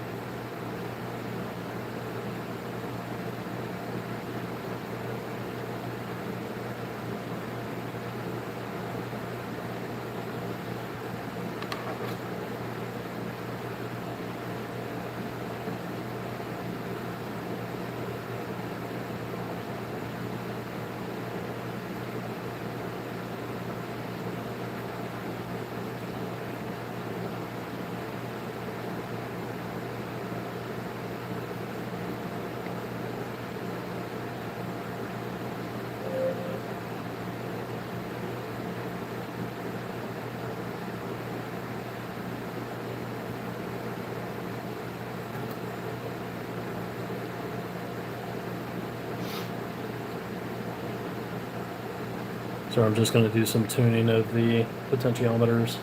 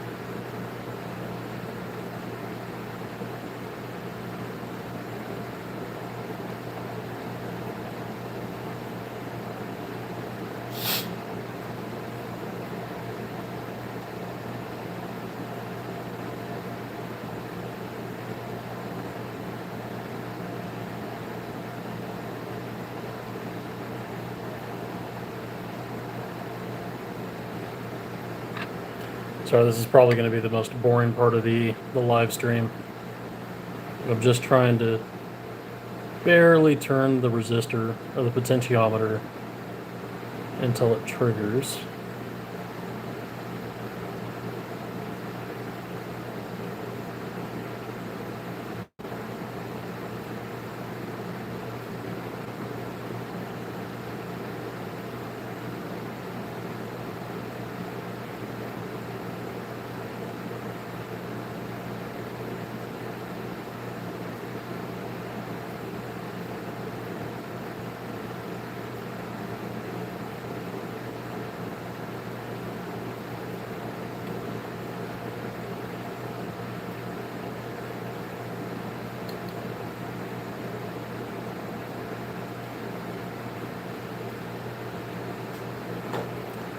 Okay.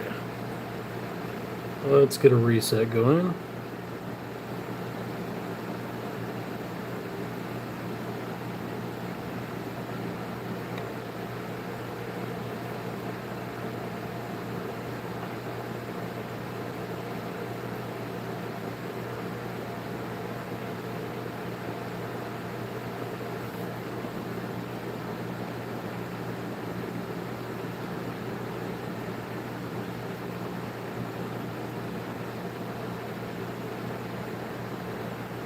Oh no.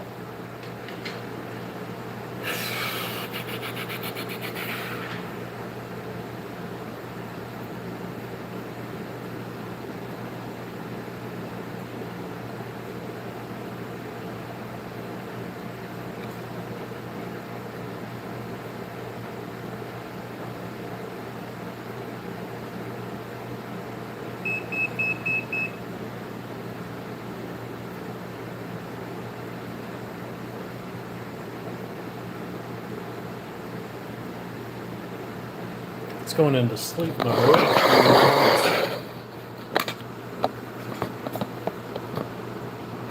Shutting off. Give me 1 second. I need to grab a controller.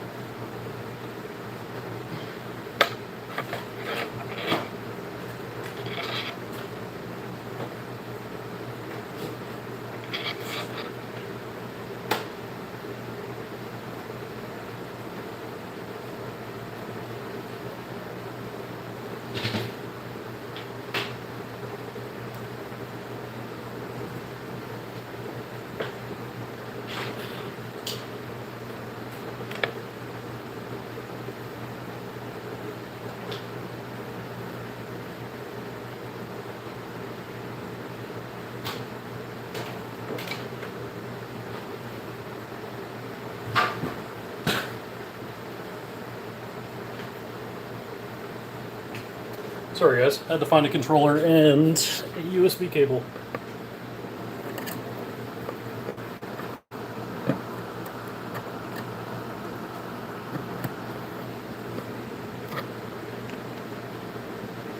Oh, that is one of the older controllers.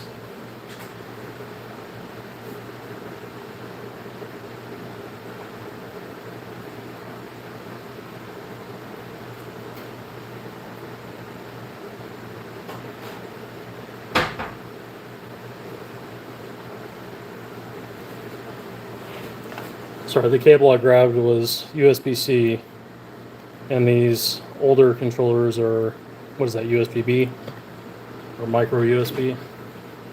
So I grabbed my Starfield controller.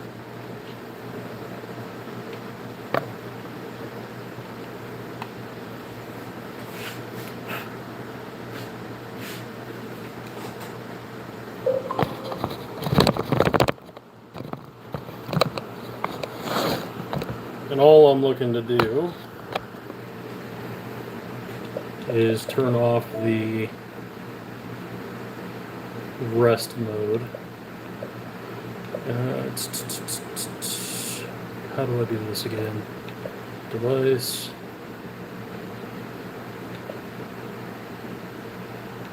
Idle options. Nope. Nope.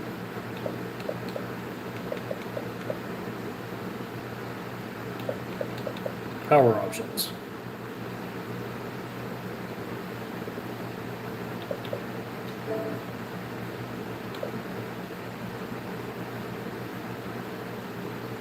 Why is that turning on to wake mode? Maybe I'm doing it too quick. Okay. That's fine. We'll shut this off.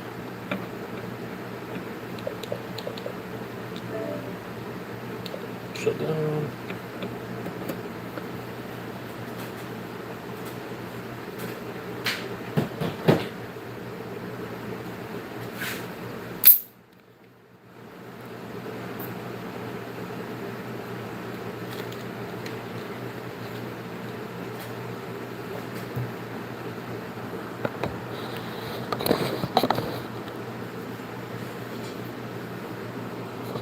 Okay, we're going to go back to testing this.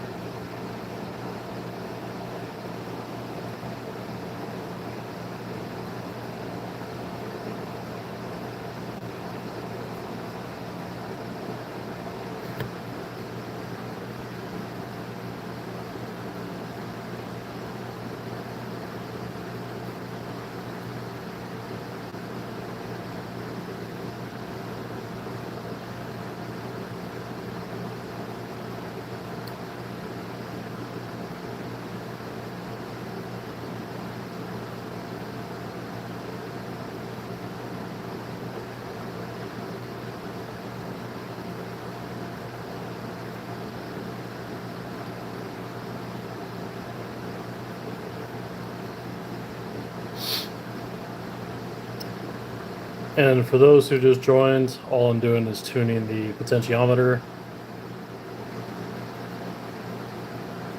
I just want to see the signal drop. And I'm making really just tiny changes to show you this is how much I'm turning it each time.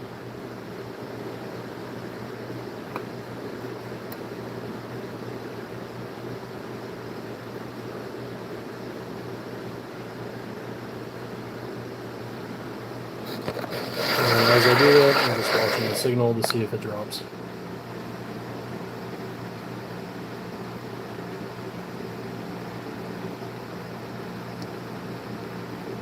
Sometimes this step is taking me hours,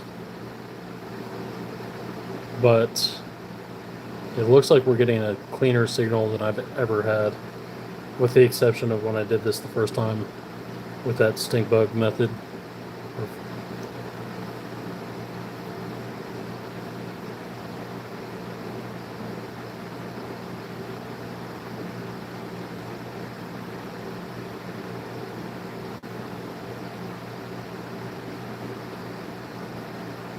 Good gosh.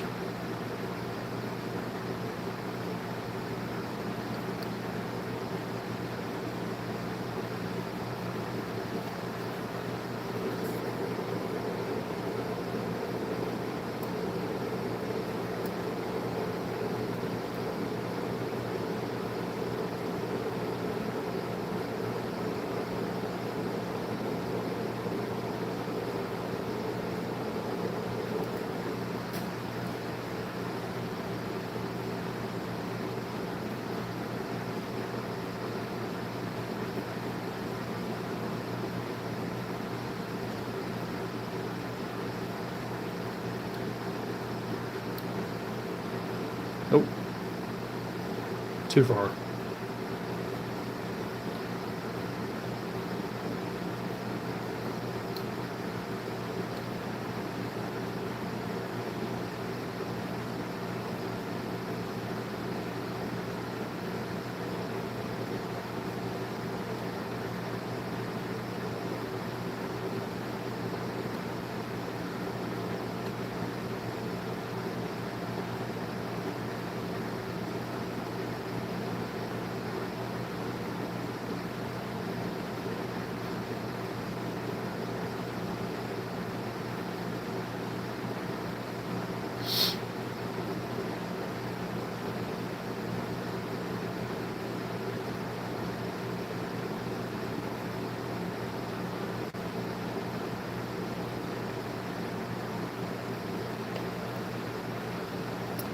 Alright, let's boot the console and see what it does.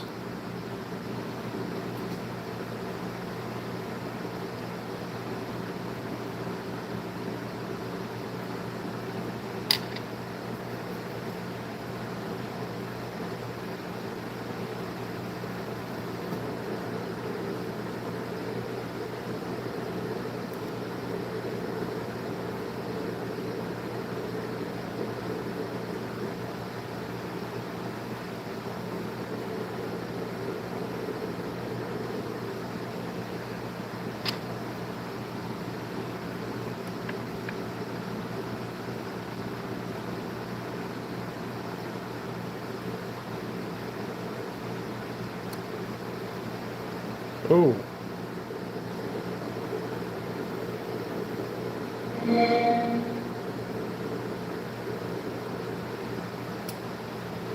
Let's drop this back down a little bit.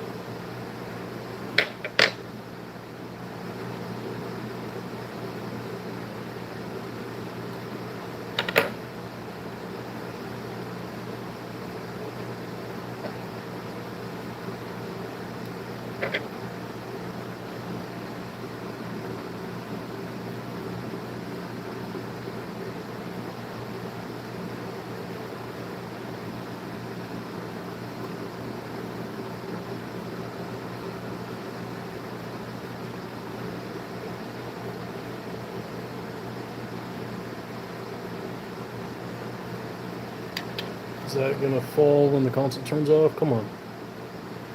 Perfect.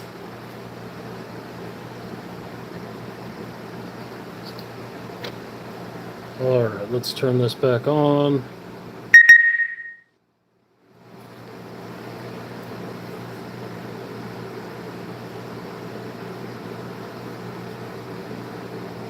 So I think we're getting a little bit of noise.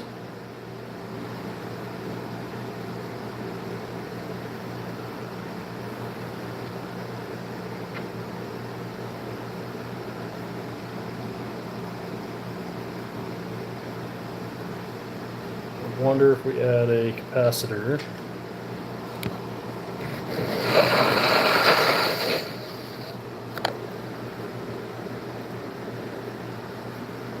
Let's see, let's turn this back off and see if that goes back down to 0.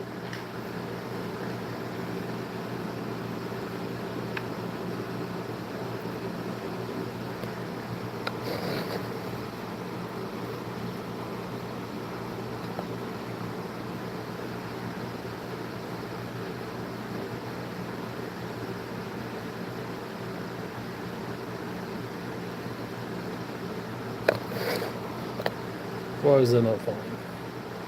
Oh, there it is. Okay. So we're close to the signal. The console is now influencing when this goes high or low. So we have noise triggering it and keeping it high. So we need to, I think I need to add a capacitor to drain that noise. That's a resistor. Sorry, I might have to go through all these. I apologize. Oh no, it's the second one. Okay.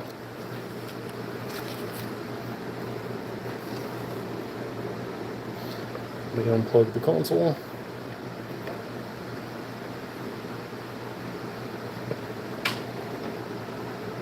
I've had varying success with this, so we'll see if this actually works.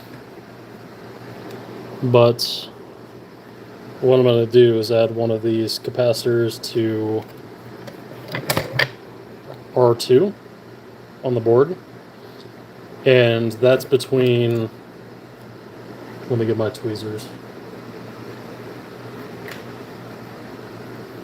So R2 is right here. If we add a capacitor here, this side's ground, this side is connected to,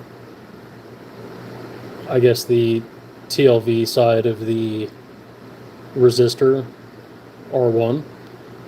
So ultimately what I'm trying to do is remove some extra noise from the E-fuse side of the voltage comparator.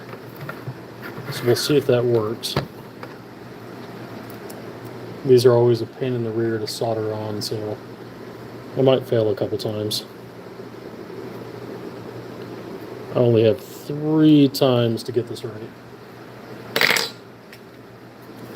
And if you're curious about the values, it's a 0.1 unifarad. I think that's how you pronounce it. I might be wrong, but oh well. Alright.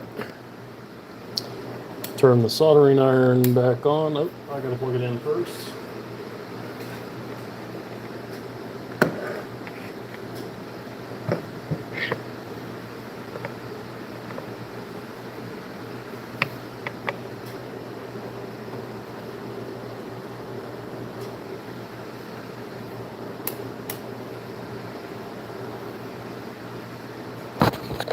We'll wait for that to heat up.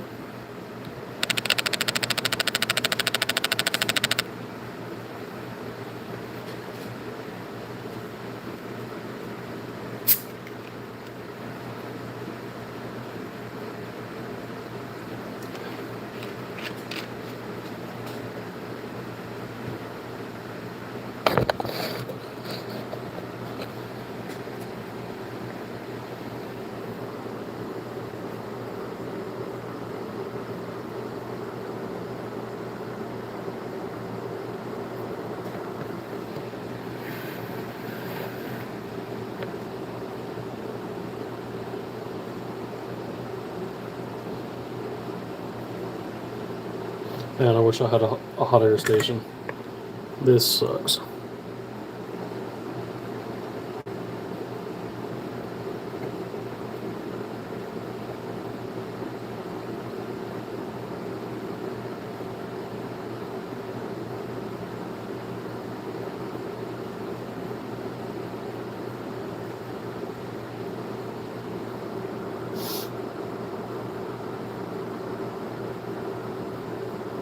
Nope, don't do that.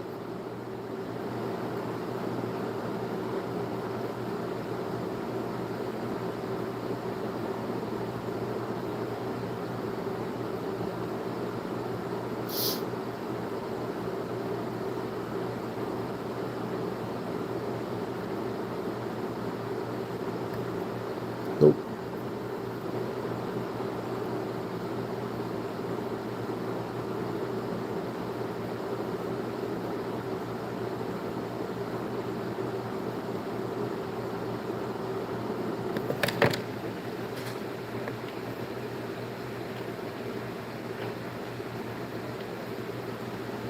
The temp was too low on this, I had to turn it up.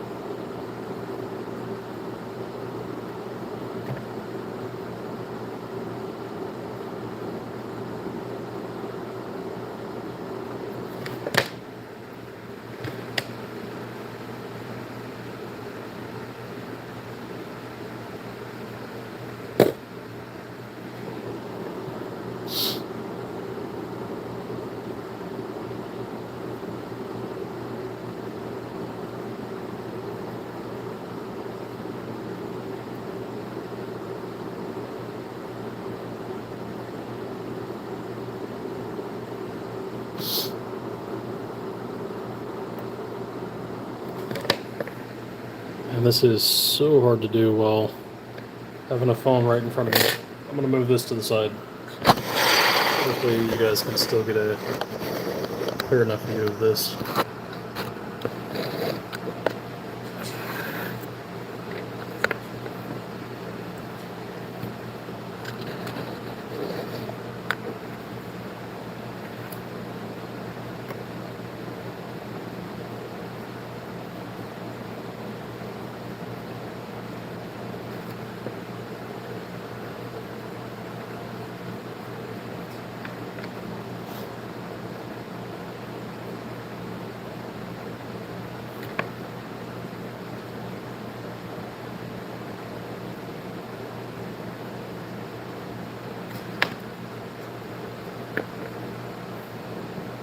One side is down. That is way too hot.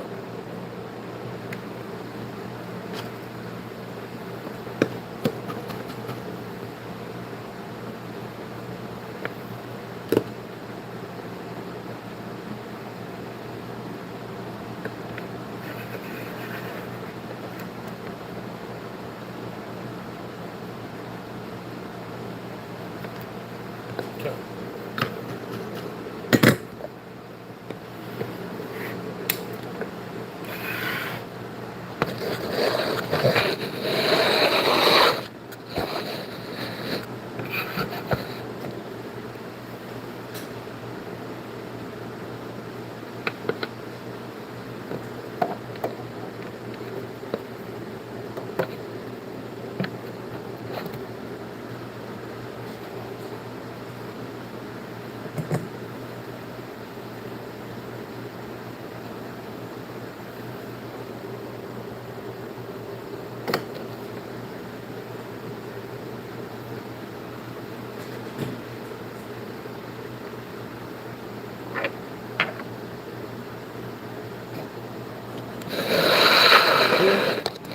Let's go ahead and restart this console and see how it behaves.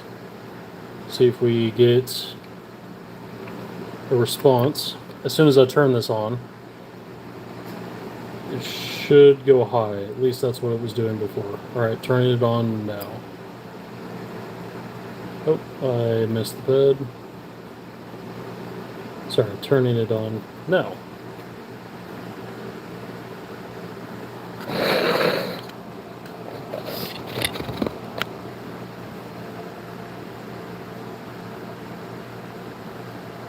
And it did not.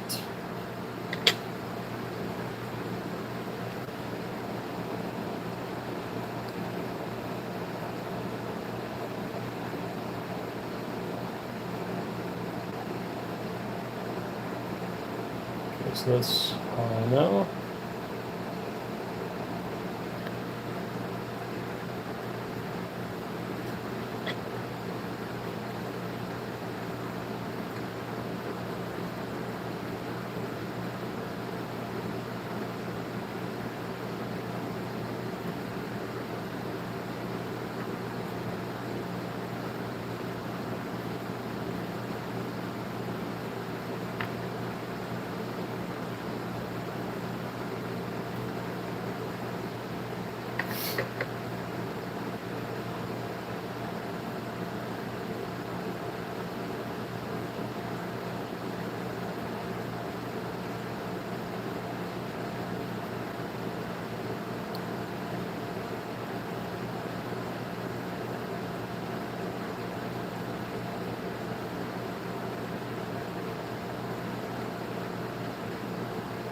I almost have to retune the potentiometer after adding that cap.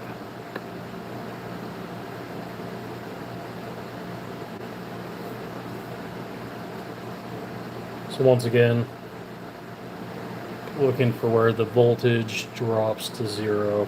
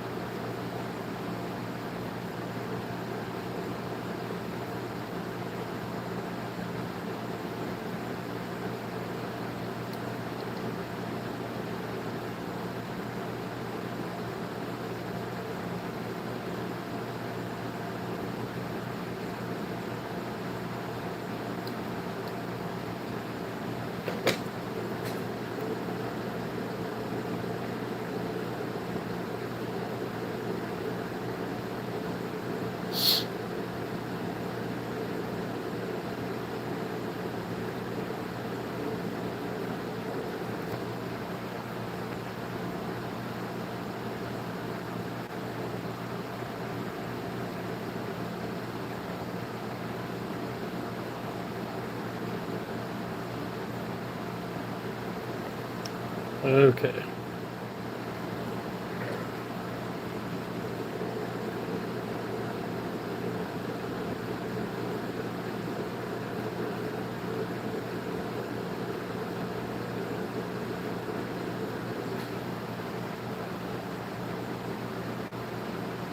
Alright, I'm going to restart the console, and we're looking for it to go high. Console is started.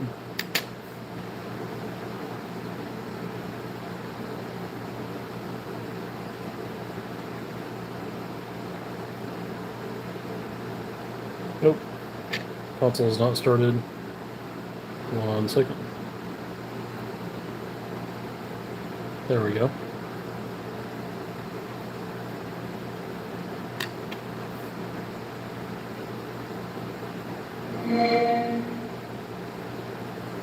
Okay, the values are too low.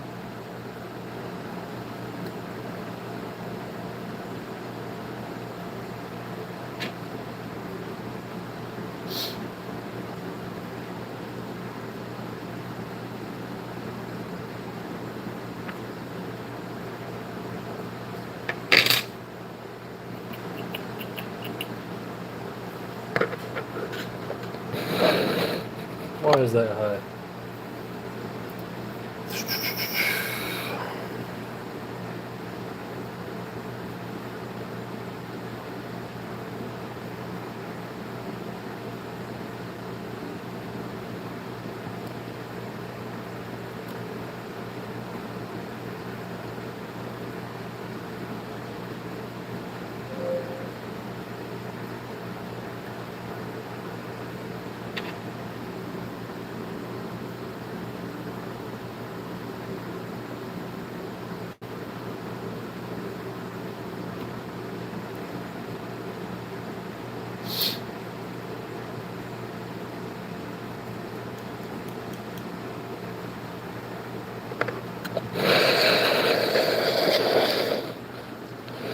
So that's the unfortunate part, is most of this is just tuning. It's really boring stuff. I wonder if I can set up my camera like this. Yeah, you guys can see what's going on a little bit better.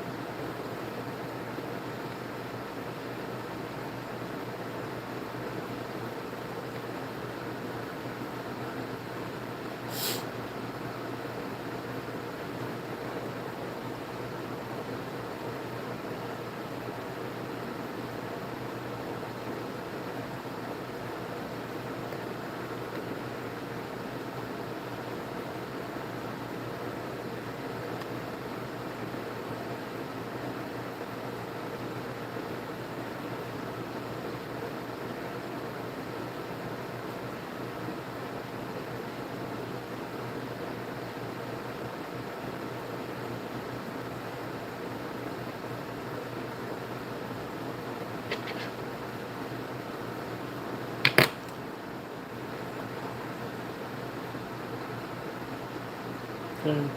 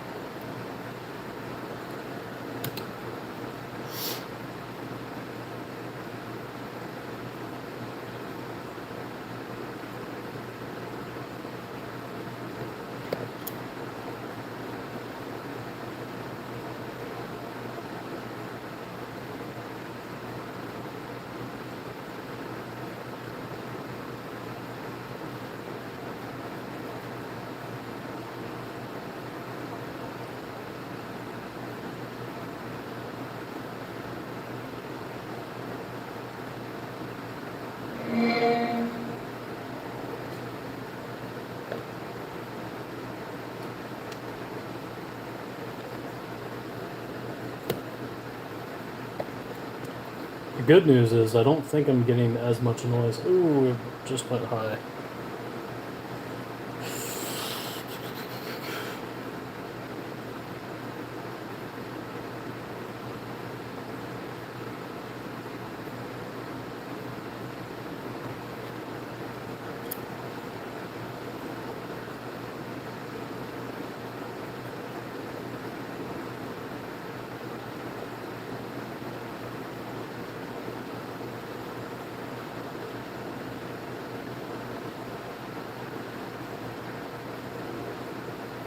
Is that going to drop low?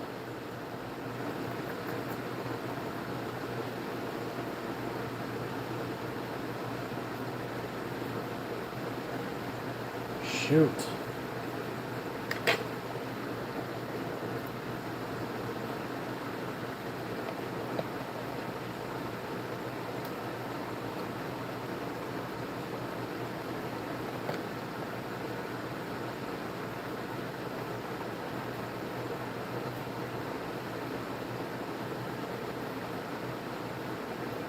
Why is this getting stuck open?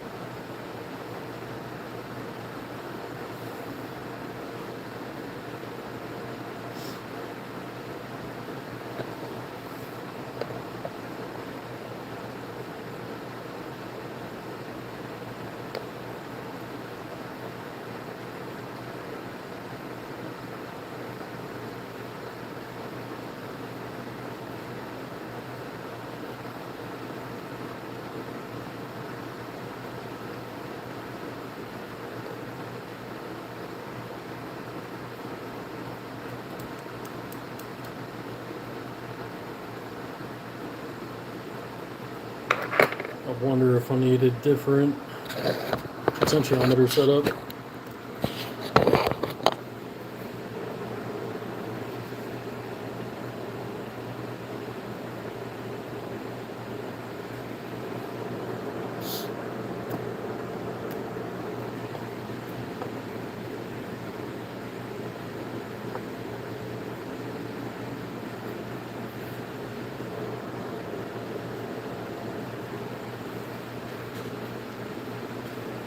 What values did I say those were?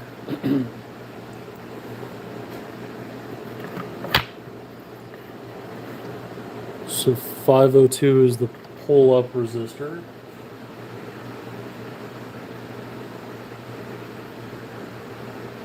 It's a 5K.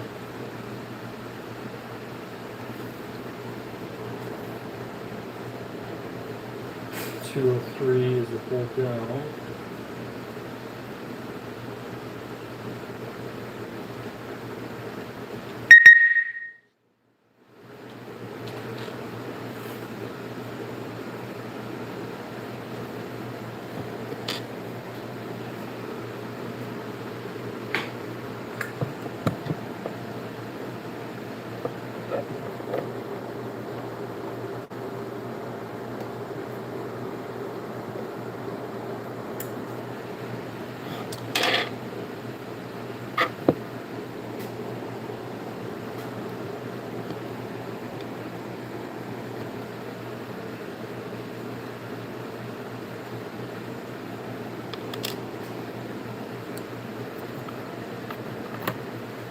Yeah, let's go ahead and replace that resistor.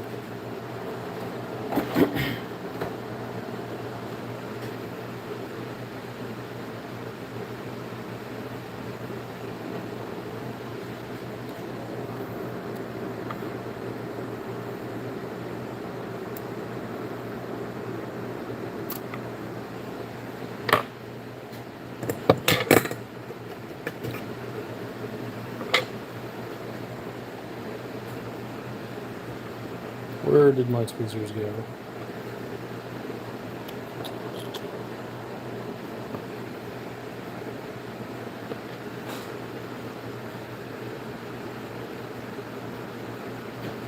Where did I put those?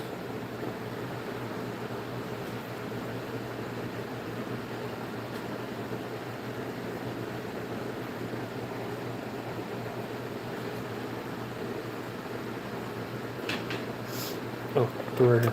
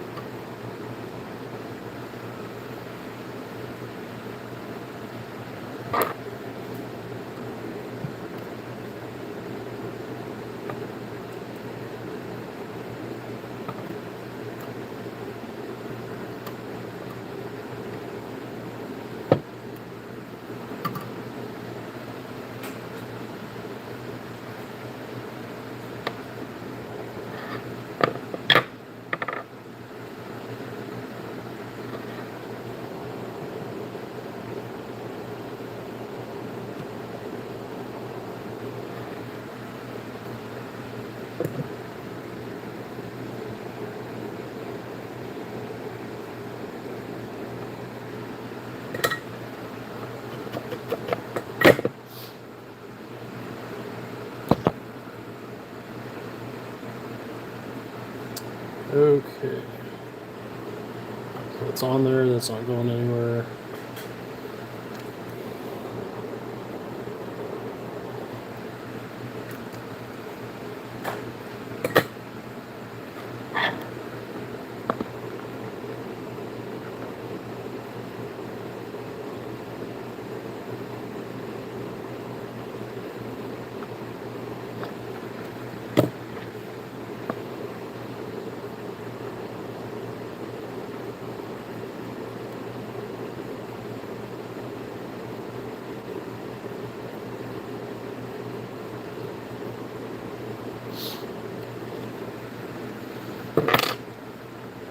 Ow, my hand's cramping.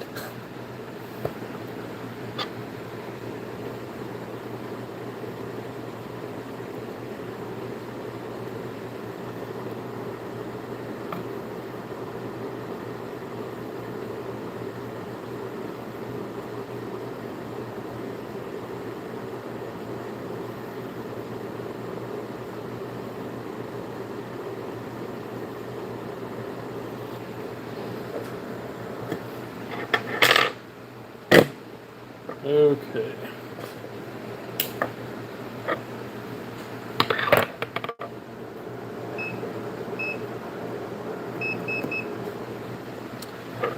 Alright, so what I did there is I swapped out the 5K potentiometer and I just swapped it out with another 20K.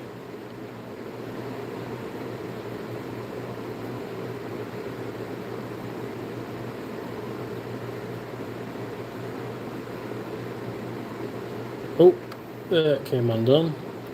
I didn't want to do that.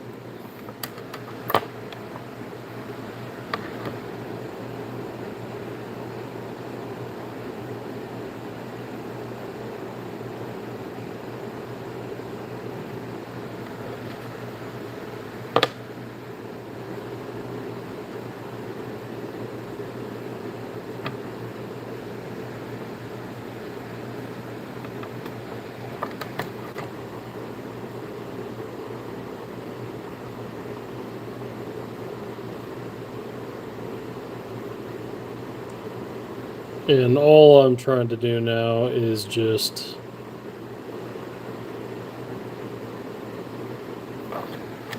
start from square one. Maybe get a little bit more resolution out of these potentiometers. I want to say all the way to the right should be the highest resistance.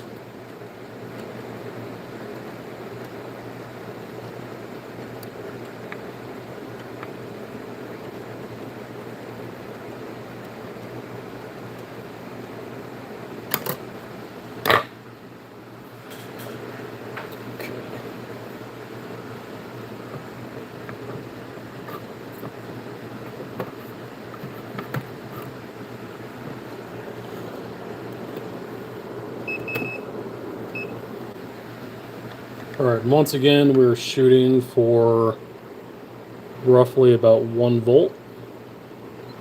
Wow, we're very close to that already.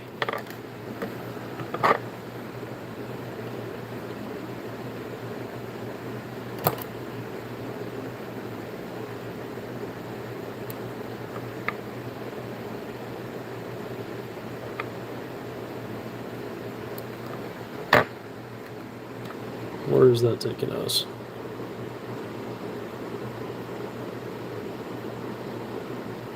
S 0.73.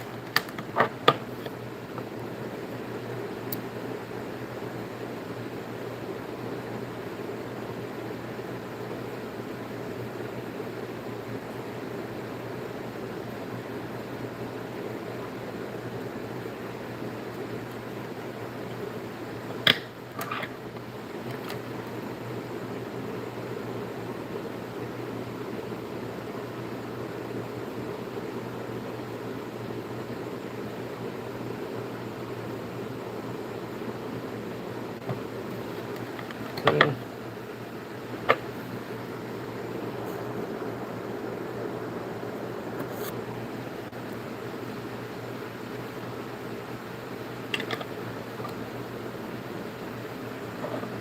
Let's put you guys back over here so you can see what's happening. So I just started the console.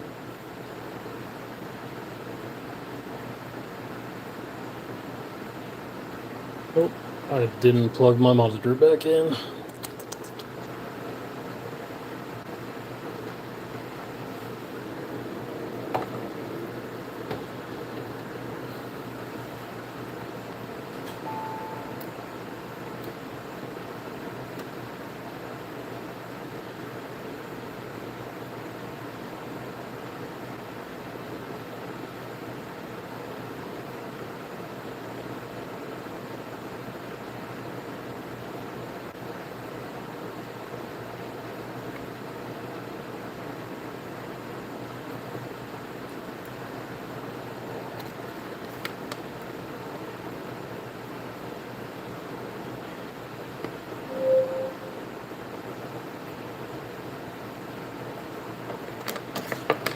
We're almost there.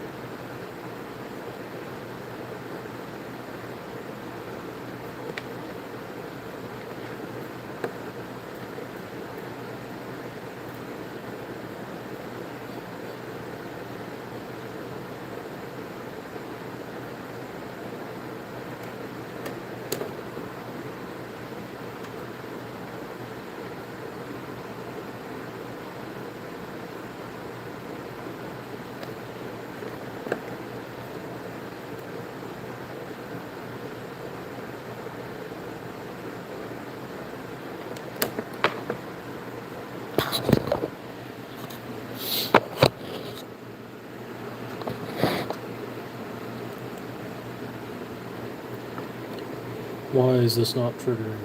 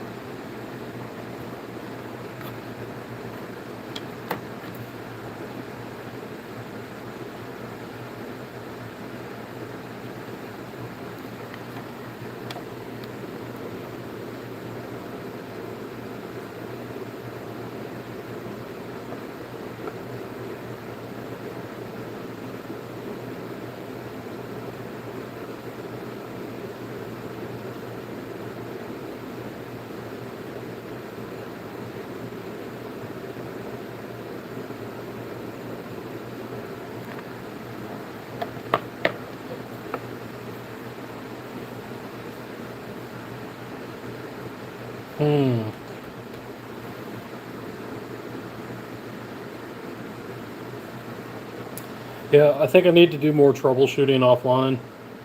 I can't even get it to respond anymore. So I'm wondering if this TLV is fried. No matter how much I go up and down the voltage, it's not switching anymore.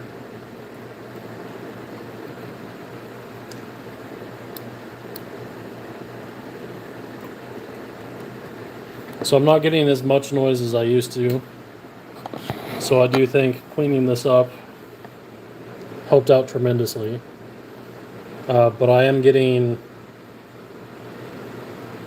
the TLV is getting stuck high when it should be returning back low when the signal drops. So when I was getting it to respond to the Xbox turning on and the E-fuse dropping, it was triggering, but it's not falling back low. The capacitor's not helping. It might be too small of a capacitor, so I might need to order some larger ones. But yeah, I need to do more research.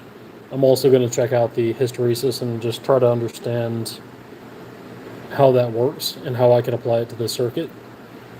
But yeah, as I do more of that research, I'll start another live stream. I do want to finalize this by the end of July. I don't know if that is possible. So when I have more research or more conclusive research, I'll kick off another live stream or I'll release a video. But with that being said, I appreciate you guys joining today. I'm going to end the live stream here. And feel free to leave comments if you have any questions. Have a good day, guys. Bye.